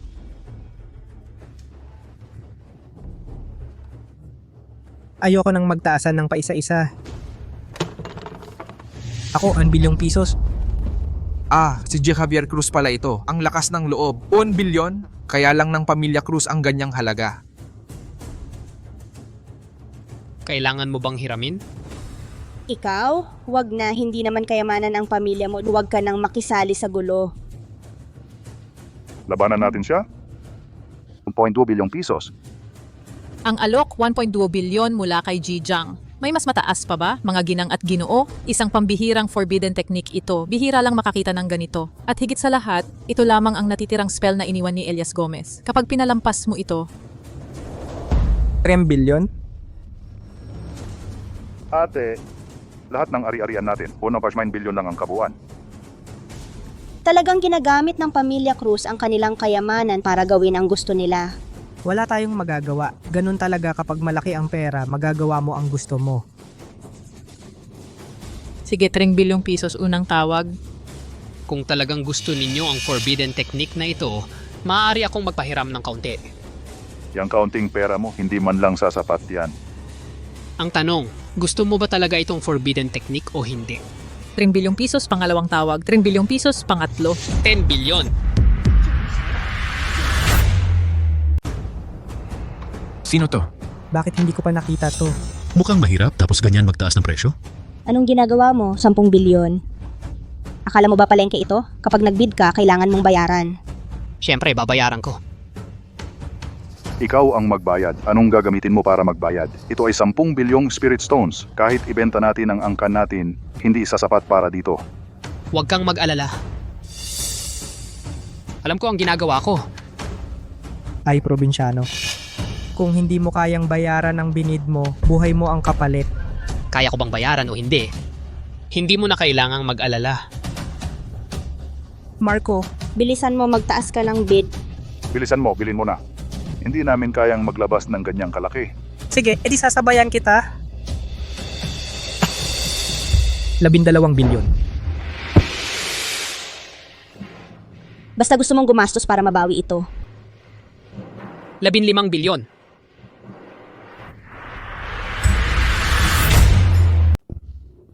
Tumigil ka nga sa pagsigaw. Hindi talaga namin kayang maglabas ng ganito karaming spiritual stones. Nababaliw ka na talaga. Ikaw ang nagtakda ng presyong yan. Wala kaming kinalaman dyan. Hindi kami humihingi ng pahiram sa'yo. Probinsyano, sa cultivation, hindi mo ako kayang pantayan. Sa kayamanan, lalo kang hindi. Ngayon, ipapakita ko sa iyo ang agwat sa pagitan natin. 18 bilyon. 20 bilyon? 30 bilyon. Javier, ang aming pamilya, ang mga Cruz, ay isa ng nangungunang angkan sa Asia. Bagamat napakahalaga ng lotus ng banal na apoy, hindi gaanong makakatulong sa aming pamilya. Ngunit, huwag mong hayaang hadlangan ng galit ang iyong pag-iisip. Ang target natin ay ang bato ng banal na kaluluwa at buhay. Huwag mong sayangin ang spiritual stones sa ibang mga kayamanan. Probinsyano, titigil na ako sa pagbid. Gusto kong makita kung paano mo babayaran ang 20 bilyong iyan. Paalala lang, kung manalo ka sa pagbid ng isang kayamanan pagkatapos ng auction ngunit hindi mo mababayaran ng buo, kung gayon, Bahala ka sa akin. sige, ang lotus ng banal na apoy ay nabenta.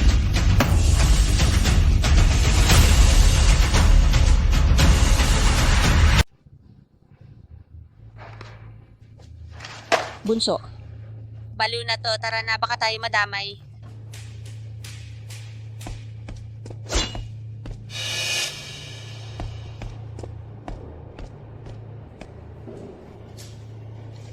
Hindi na tayo makakaalis. May nagbabantay. Mamamatay talaga tayo dahil sa hayop na to.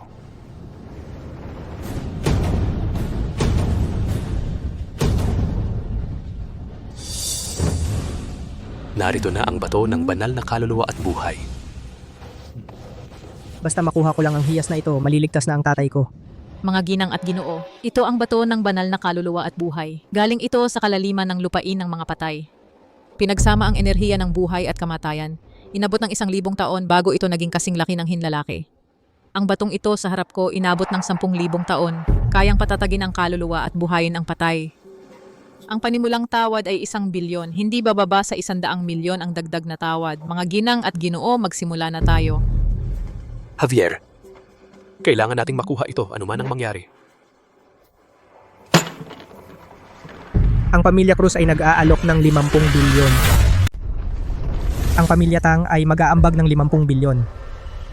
Tingnan natin kung sinong may lakas ng loob na makipag-agawan sa akin.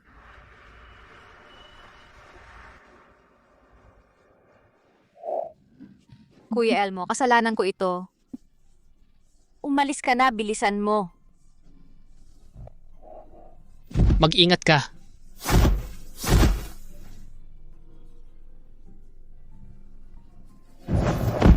Lila, walang katumbas na halaga ang buhay ni Lila. Gagamitin ko ang lahat para lang mabuhay ka ulit. Ipapalit ko ang lahat ng aking pag-aari sa bato ng banal na kaluluwa at buhay.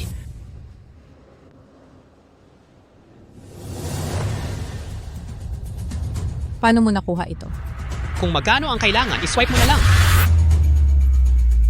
Paano mo nakuha ito? Hamak na tao. Ano ba? Lahat ba ng gusto ko ay kukunin mo rin? Aagawin ko. Anong gagawin mo? Walang kwenta. Ngayon ipapakita ko sa iyo kung ano ang ibig sabihin ng paghahanap ng kahihiyan.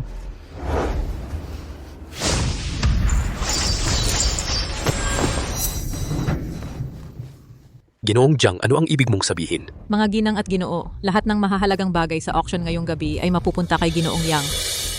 Ano? Ate, ano ang ibig mong sabihin? Ito ang lahat ng ari-arian ng aming pamilya. Mas mabababa ang alok ko kaysa sa kanya. Lahat ng ari-arian ng aming pamilya mas mabababa. Kung ang token sa iyong kamay ay kumakatawan sa isang tasa ng tsaa, ang numerong nakasulat dito ay isang tasa ng tsa Ang token na ito ay kumakatawan sa isang malawak na dagat. Ginong Tang, ang naghahanap ng kahihiyan ay ikaw yata. Ginong Yang, sino ka talaga? Marco, Ang buhay ng iyong ama ay matutubos lamang ng bato ng banal na kaluluwa at buhay. Wala na akong pakialam. Ikaw ang nagtulak sa akin. Ang bato ng banal na kaluluwa at buhay. Ngayon ko ito kukunin. Uminom siya ng ipinagbabawal na gamot. Nawala ng bisa ang mga pagbabawal ng lungsod na walang gabi sa kanya. Bumalik ang kanyang lakas. Marco Valdez, maglalabag ka ba sa mga alituntunin ng lungsod na walang gabi? Mamatay ka.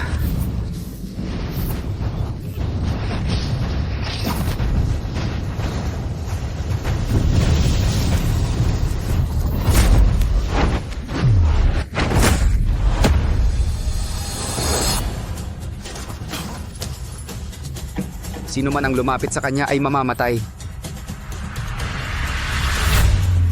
Sino man ang gagalaw sa kanya ay mamamatay. Kuya siya ang sumira sa mga patakaran. Miguel Mercado, dinala ko ang lahat ng ari-arian ng pamilya Tang para makilahok sa bidding. Pero ang kapatid mo ay ibinigay ang lahat ng mahahalagang bagay dito sa walang kwentang tao. Siya ang unang sumira sa patakaran. Ang ginagawa ng kapatid ko, walang karapatan kang magsalita. Hindi lang ang lahat ng mahahalagang bagay dito, kahit ang buong talahan ng lahat ng bagay, kung gusto niya, ibibigay ko ng buong paggalang. Ano? Miguel Mercado, hindi ka nagbibiro? Ang probinsyanong ito, karapat dapat ba sa ganitong pagtrato?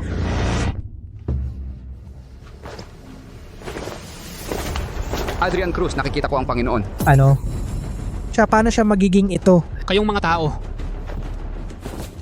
nagkamali ba kayo ng pagkakakilanlan? Hindi kami nagkamali. Ang plakang Jade Verde ng dating Panginoon, sa pagtingin sa plaka, parang nakikita ang tao mismo. Ang dating Panginoon, Mabuti siya, napakabuti nila. sandali. Sumira sa mga patakaran ng talahan ng lahat ng bagay. Gusto mo lang umalis? Miguel Mercado, hindi kami nagkikita sa taas, nagkikita sa ibaba. Hindi mo ba bibigyan ang pamilya Tang kahit konting respeto? Kayong mga tao ang unang hindi nagbigay ng respeto sa akin.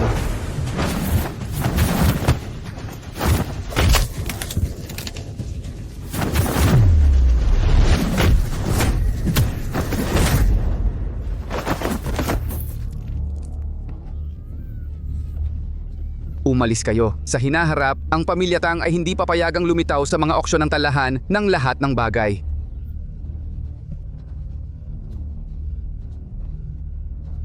Hindi ko tatanggapin ang galit na ito. Hindi ko papayagan kang magkaroon ng magandang buhay.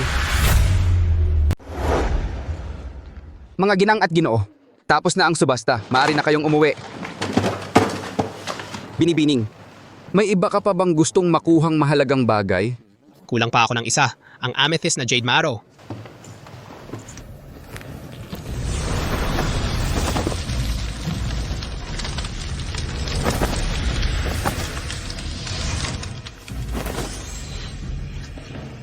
Salamat, kailangan ko nang umalis. Binibining, ang matandang amo at ang iba. 100 taon na ang nakalipas, bigla na lang silang nawala ng walang balita. Ilang taon ko na silang hinanap pero wala akong nahanap. Maari mo ba akong dalhin para makita ang matandang amo at ang iba? Oo, gusto ko rin pumunta. Siyempre naman, masaya ang mga maestro kapag nakita kanila. Ginoong Miguel Mercado, paumanhin po. Pasensya na po. Ginoong Miguel Mercado, talagang hindi ko alam ang iyong tunay na pagkatao noon.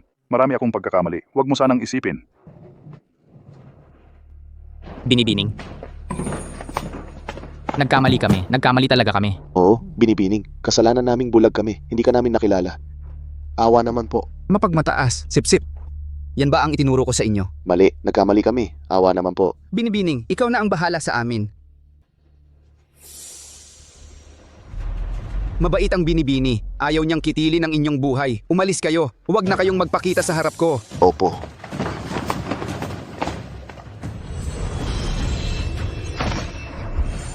Hindi ba't ito ang gusto ninyong makuha? Kunin ninyo. Napakamahal nito.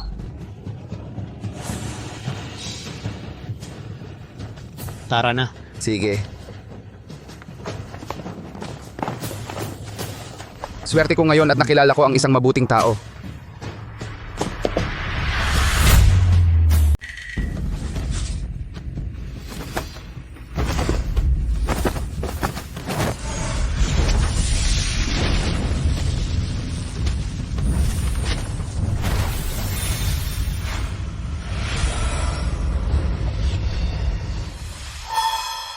Huwag kang mag-alala, Panginoon. Ang kasanayan ng matandang Panginoon, sumasaklaw sa likha ng langit at lupa, at may tulong pa ng bato ng banal na kaluluwa at buhay. Tiyak na maililigtas si Lila Santos.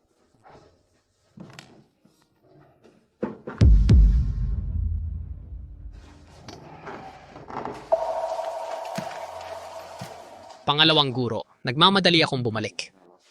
Di ba? Huli na rin. Isang oras ang ginamit ko, saka ko lang siya nailigtas. Matanda na. Ikaw, Matanda ka na nga. ano ang sinasabi mo? Ikaw na tanga, bilang guro ako ang kumilos. Kailan pa ako nagkamali? Tingnan mo.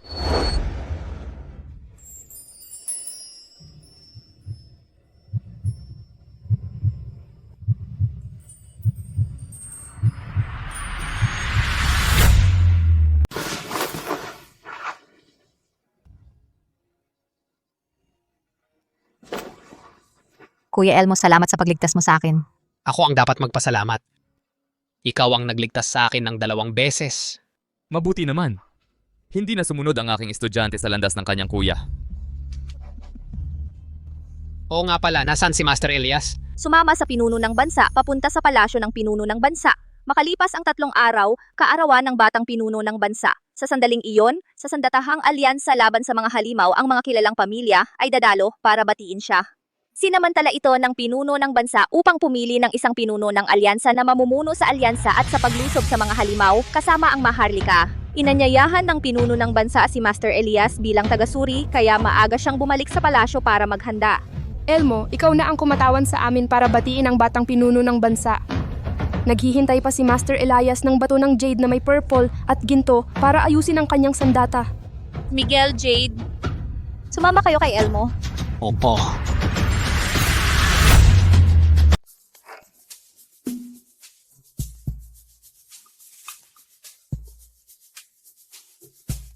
Oo nga pala, Young Master. Ngayong araw na ito, dahil kailangang pumili ng isang pinuno ng alyansa para sa Allied Army, gusto mo bang subukan, Young Master? Huwag na. Alam ko naman ang sarili kong kakayahan. Bukod pa riyan, mahina ang aking kapangyarihan. Hindi ko naman naisip na maging pinuno ng alyansa.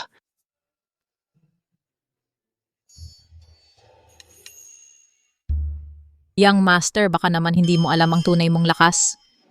Ang 2 matandang master dito, napakataas ng kanilang pamantayan. Karaniwang henyo ay hindi nila pinapansin. Kung tinanggap ka nilang estudyante, ibig sabihin ang kakayahan mo ay talagang pambihira. Ang paningin ng matandang master ay tiyak na hindi nagkakamali. Naiinip na ako na makita kang kumilos, Young Master. Tara na.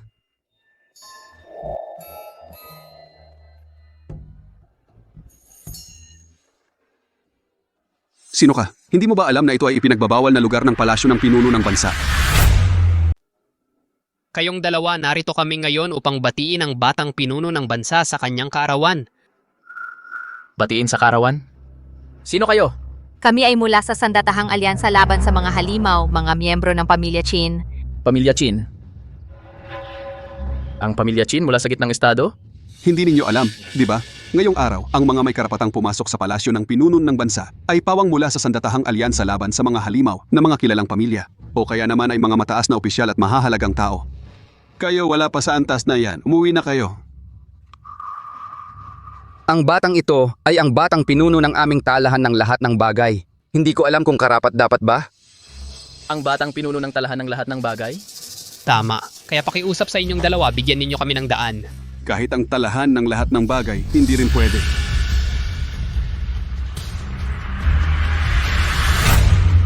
Kahit ang talahan ng lahat ng bagay ay hindi rin pwede. Nakita ko na si Antonio Cruz. Antonio, noon dahil sa kanila ako ay hindi nakasali sa bato ng banal na kaluluwa at buhay. Ang subasta ng talahan ng lahat ng bagay ay kumakalat sa buong imperyong Dayan, naghahanap ng mga pambihirang kayamanan sa buong mundo. Maraming mga bihasang tao at kakaibang individual ang nasa ilalim nito. Bakit hindi pwede? Ang kaarawan ng batang prinsipe ay inanyayahan lamang ang mga malalaking pamilyang may malaking ambag sa pagpuksa ng mga halimaw. Ang handaan ay para sa mga bayani ng imperyong Dayan. Ano ba ang talahan ng lahat ng bagay? Isang grupo lamang ng mga mangangalakal na nagtitinda. Nakapatay ba sila ng halimaw para sa imperyong Dayan? May nagawa bang kabayanihan? Ang talahan ng lahat ng bagay ay hindi karapat-dapat. Ang batang Panginoon ng talahan ng lahat ng bagay ay hindi rin karapat-dapat. Hindi ko inakalang ganito kabilis ay mahuhulog ka sa aking mga kamay. Noon sa lungsod na walang gabi, hindi ba kayo napakagaling? Hindi ba kayo napakayabang, ha? Bakit ngayon parang mga talong? Mga hamak na tao naghahari-harian. Ngayon kayo mismo ang nagpakita. Marami akong pagkakataon para pagbayarin kayo. Ang utang na to, hindi ko makakalimutan. At ikaw, sayang ang pag-ibig na inalay ko sa'yo. Pinili mo pa ang isang hamak at walang kwentang tao. Ngayon, kahit ang pintuan ng palasyo, hindi nyo kayang pasukin. Nagsisisi ka na ba sa napakababang standards mo? Pero ngayon, huli na ang lahat para magsisi. Ano pang hinihintay nyo? Dakpin sila. Magagawa mo ba yan? Pumasok kayo ng walang pahintulot sa palasyo ng pinuno ng bansa. Karapatan kong patayin kayo. Sige na. Nandyan na ang batang pinuno.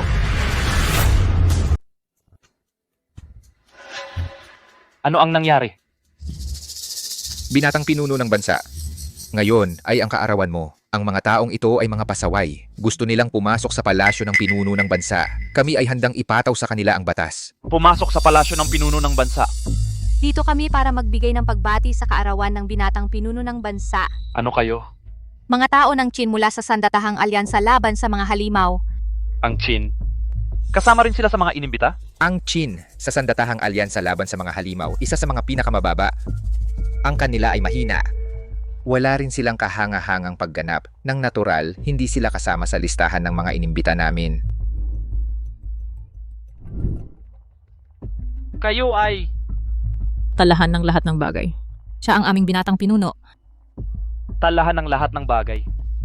Binatang pinuno ng bansa, talahan ng lahat ng bagay, ay grupo lamang ng mga negosyante. Wala silang anumang tagumpay sa labanan.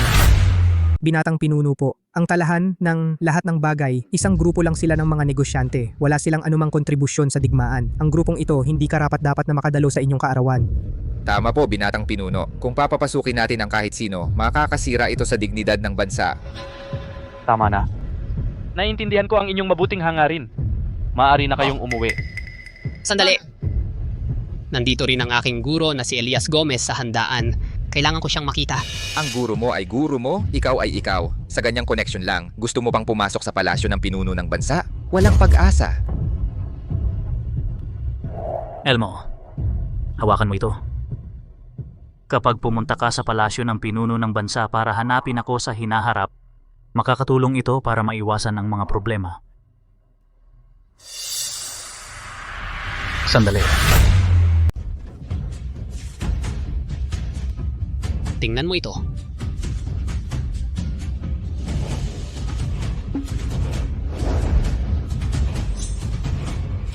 Ikaw, paano mo nakuha ito? Bakit nasa iyo ito? Young Master, ang singsing na ito ay pag-aari ng pinuno ng bansa. Hindi kaya ninakaw mo ito? Mga tauhan, patayin ninyo siya. Young Master, ito. Ang maraming bisperas na ng asul na dragon at bisperas ng dragon ng kandila ay magkapares talaga. Ang bisperas ng asul na dragon ay nasa kamay ng aking ama. Ang bisperas ng dragon ng kandila ay dapat nasa aking tiyuhin na hindi ko pa nakikilala. Ikaw, bakit nasa iyo ito? Young Master, ang iyong tiyuhin, ang guro nga ni Elmo. Ang singsing na ito ay ibinigay din niya kay Elmo. At siya rin ang nag-utos sa amin na pumunta sa palasyo ng pinuno ng bansa para hanapin siya. Bakit hindi mo agad sinabi? Ayaw ng aming young master na gamitin ang kanyang katayuan para mang-api. Hindi tulad ng iba na nagpapanggap na malakas. Hindi umaasa sa kapangyarihan ng kanyang tagapagtanggol. Hindi gumagamit ng koneksyon para mang-api. Tiyuhin, tama nga ang hinala ko sa kanya. Kung ang iyong guro ay ang aking tiyuhin, ayon sa ating relasyon, dapat kitang tawaging kuya. Prinsipe, walang anuman. Sofia Hernandez, walang kang mata. Ikaw ang general. Gusto mo pa bang manatili sa posisyon? Pasensya na. Hindi ko nakilala ang dakilang tao. Kapatid ng prinsipe, hinamon mo? Gusto mo bang mabuhay? Sige. Ngayon, itatala ko ang pagkakamali mo. Kapag nagkamali ka ulit, ang pamilya Valdez hindi na maglilingkod sa maharlikang pamilya.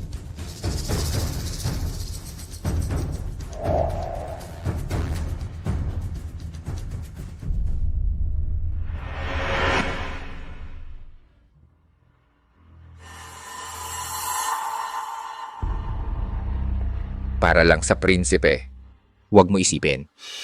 Ang basura, may prinsipe na sumusuporta sa kanya ngayon, magtiis muna tayo. Ang ganitong bagay kung makakapagtiis ako. Hindi ako, Marco Valdez. Anong gusto mo? Sa lahat ng hukbo ng alyansa, ang Pamilya Cruz ang may pinakamalaking ambag sa labanan. ngunit bulag ang imperyo ng Dayan. At tayo'y kanilang hinamak. Samantalang ang walang kwentang si Paulo Reyes Ay kanilang pinagpipitaganan. ang ganitong uri ng maharlika, kung tayo'y maglilingkod pa, ano pa ang saysay noon? Isipin mo, ang mga demonyo ay lihim na nakipag-ugnayan sa akin ng maraming beses Napagkasunduan na namin. Sa tamang panahon, tayo at ang mga demonyo ay magtutulungan. upang lipulin ang imperyo ng Dayan. Madali lang iyon. Pagdating ng panahon, ang buong imperyo ng Dayan Ay mapapasa atin na sa Pamilya Cruz. Pinsan, Bilang general ng alyansa, ikaw ang pinakamalakas sa kasalukuyang panahon. Ngayon, sa paghahalal para sa pinuno ng alyansa, tiyak na ikaw ang mananalo. Pagkatapos, tayo at ang mga demonyo ay magtutulungan mula sa loob at labas upang sakupin ang imperyo ng Dayan parang walang hirap. Ngunit, Sa mundong ito, ang totoo, ang mas malakas ang kamao ang siyang may katwiran. ang lakas ng aming pamilya, ang mga Cruz, ang siyang pinakamalakas na angkan sa Dayan. Bakit pa tayo maglilingkod sa imperyo? Isipin mo ito, Ang batang prinsipe ay nanghaspang sampaling ka sa harap ng madla. ang ganitong imperyo karapat dapat pa bang paglingkuran? sige, Ha ha ha.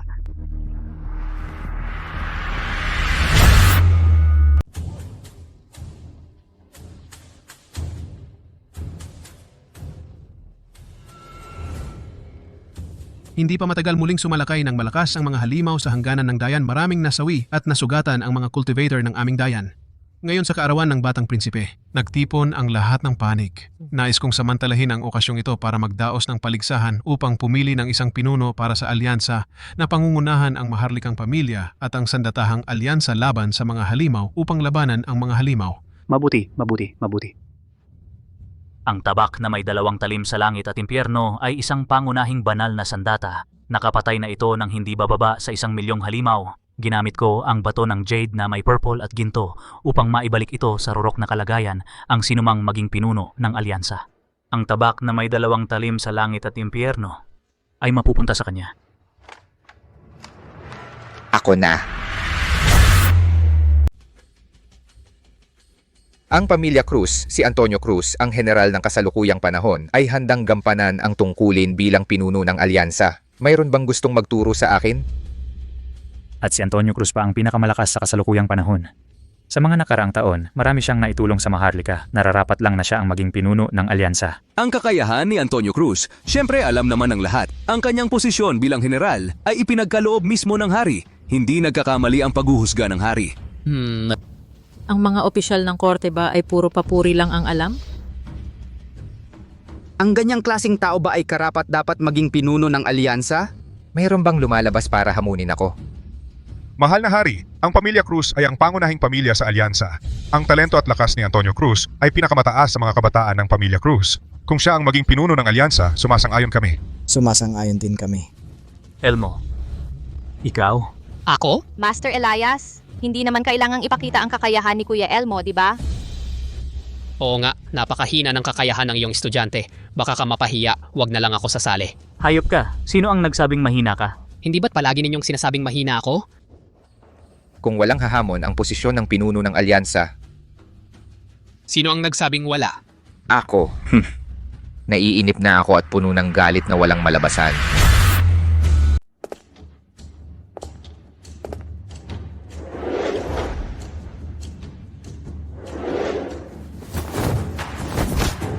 Sa lakas ng kuya ko kumpara sa 3 punong guro ng samahan ng mga immortal na Lopez. Dapat mas malakas lang, hindi mas mahina. Nakakagulat, hindi makalapit sa Sofia Hernandez. Ang hari ay napakatalino. Ang general na pinili mo, ang lakas ay hindi masukat. Ang hari ay talagang may magandang paningin para makilala ang talento.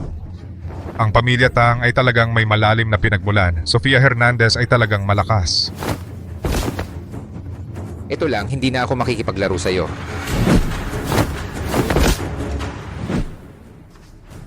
Ano?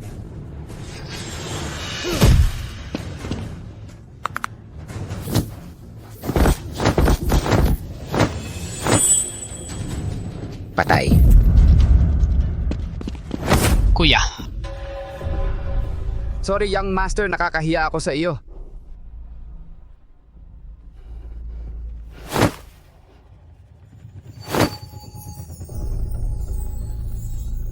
Nabali ang buto ng dibdib. Nasira ang lahat ng internal organs. Ang Kuya Jiang ay aking matalik na kaibigan. Ikaw ay gustong patayin siya. Bakit siya ay napakahina? Hindi pa ako nagpakita ng lakas. Hey, sandali, ang ring hindi ito kung saan gusto mo lang umalis at makalabas. Gusto mong makipaglaban sa akin. Narinig ko na wala kang spiritual root o spiritual energy sa exam ng samahan ng mga immortal na Lopez. Wala kang spiritual root o spiritual energy. Ang makipaglaban sa'yo ay talagang parang binababa ko ang sarili ko. Kung lumuhod ka at magpatira pa sa harap ko, baka pagbigyan kita.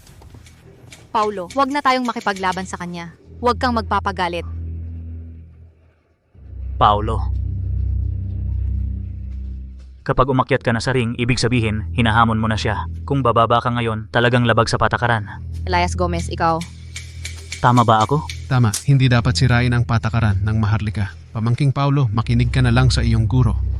Elias Gomez, alam mo namang wala siyang spiritual power o spiritual root. Hindi niya talaga kayang talunin si Sofia. Kung kaya niya o hindi, subukan mo muna bago mo sabihin. Sige na.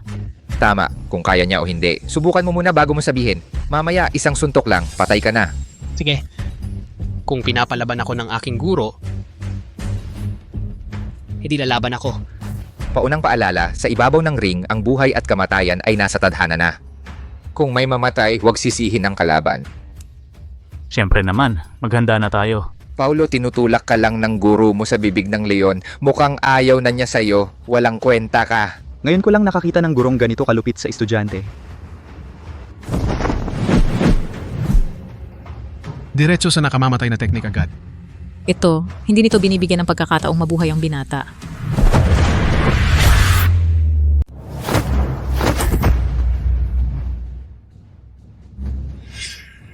Si Paulo wala man lang nangyari sa kanya. Ikaw? Gumamit ka ba ng lakas?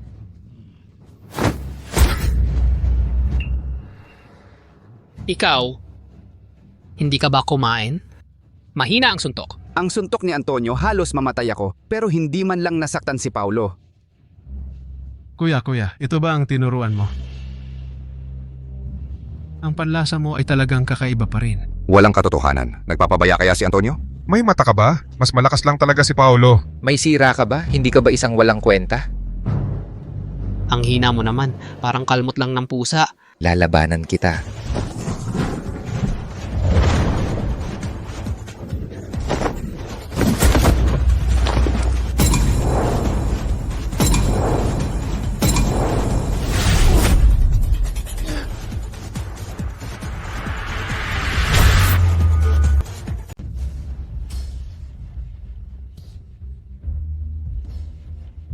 Isang suntok lang natalo na si Sofia. Hindi naman siguro patay, no? Sa ibabaw ng labanan, ang buhay at kamatayan ay itinadhana. Siya mismo ang nagsabi niyan. Karapat-dapat siyang mamatay. Alam ko na. Talagang kamangha-mangha ang kakayahan ng binata. Pagbati po, mahal na hari. Pagbati po, mahal na hari. Sa isang round lang, tinalo na ni Paulo si Sofia. Ang pamangkin po ninyong ito, ang tunay na henyo ng panahon. Hindi ko akalain, nalinlang mo ang lahat. Muntik na rin akong madaya. Ikaw ang pinakamahiwagang henyo. Guro, niloloko mo ba ako palagi? Kung hindi kita nilinlang, magiging masigasig ka kaya sa pagsasanay? Magkakaroon ka kaya ng tagumpay ngayon? Guro, kung gayon, ano na ang kalagayan ng lakas ko ngayon? Hindi ko na rin masabi. Bakit hindi makipagsapalaran ka sa iyong guro? Sige. Turuan mo po ako, guro.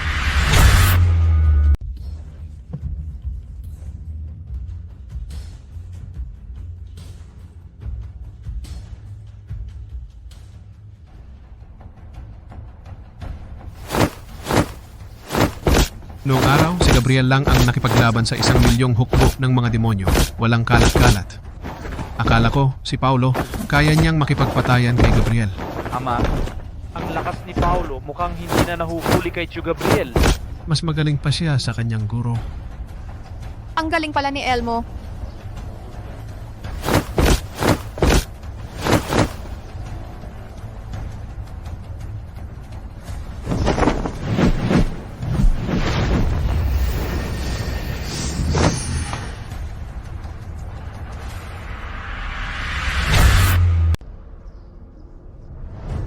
Talagang mas magaling ka pa sa iyong guro.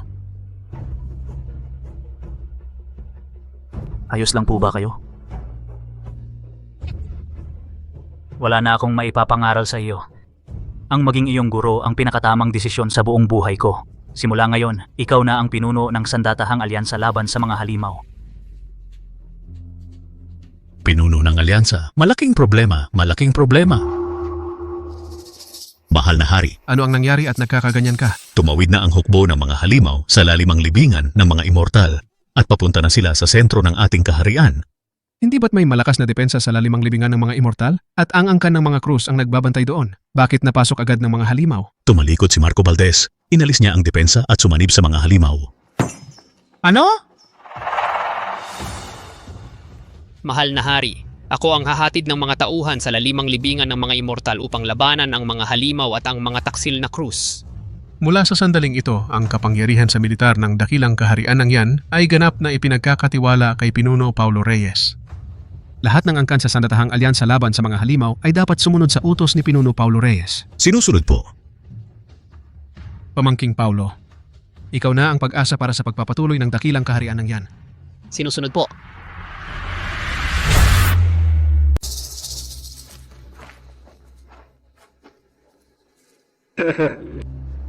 Ang pumigil sa akin sa loob ng 100 taon ay ang pamilyang Tang. Ang nagpapasok sa akin ay ang pamilyang Tang pa rin. Ha ha ha ha, Marco Valdez. Ikaw pa rin ang nakakaunawa sa sitwasyon. Ha ha ha. Oh. Poong halimaw, ano na ang nangyari sa ating kasunduan? Huwag kang mag-alala. Kapag nawasak ko na ang maharlikang pamilya ng Dayan, ang hari ng Dayan, ikaw na ang bahala diyan. Sige, sige. Salamat poong halimaw. Mga kapatid, pagkatapos nating tawirin ang lalimang libingan ng mga immortal, iyon na ang pusod ng kaharian ng Dayan. Patayin ninyo ang bawat taong makita ninyo. Walang iiwan ng buhay kahit manok o aso. Walang maiiwan kahit manok o aso. Patayin.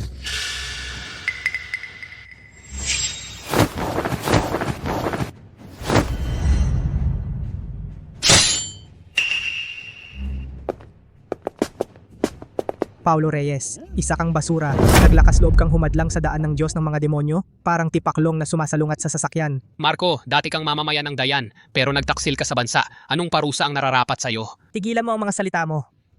Sa simula't simula, ang nagwagi ay hari, ang natalo ay bandido. Ngayon, titingnan ko ng mabuti. Titingnan ko kung paano ka mamamatay.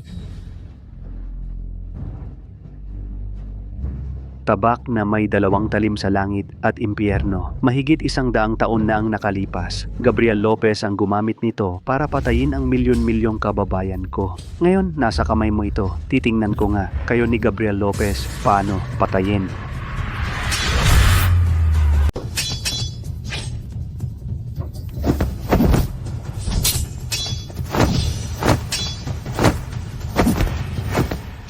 Hindi ako makapagtiis. Sa langit man o sa impyerno tumawid sa apoy, pawi ang kasalanan, pumasok sa kadiliman. Ikaw ay higit pa kay Gabriel.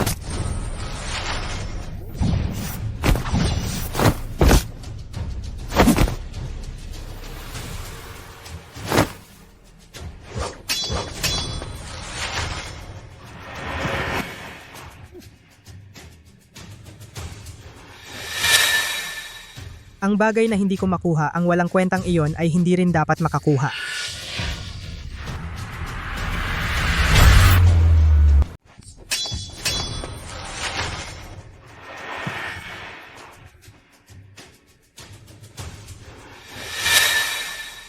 Ang hindi ko makuha, ang walang kwentang iyon, huwag din siyang umasa na makuha ito.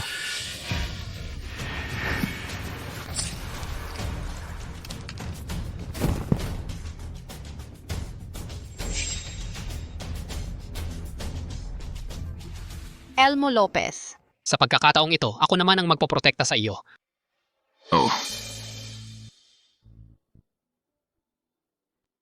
Nanalo tayo.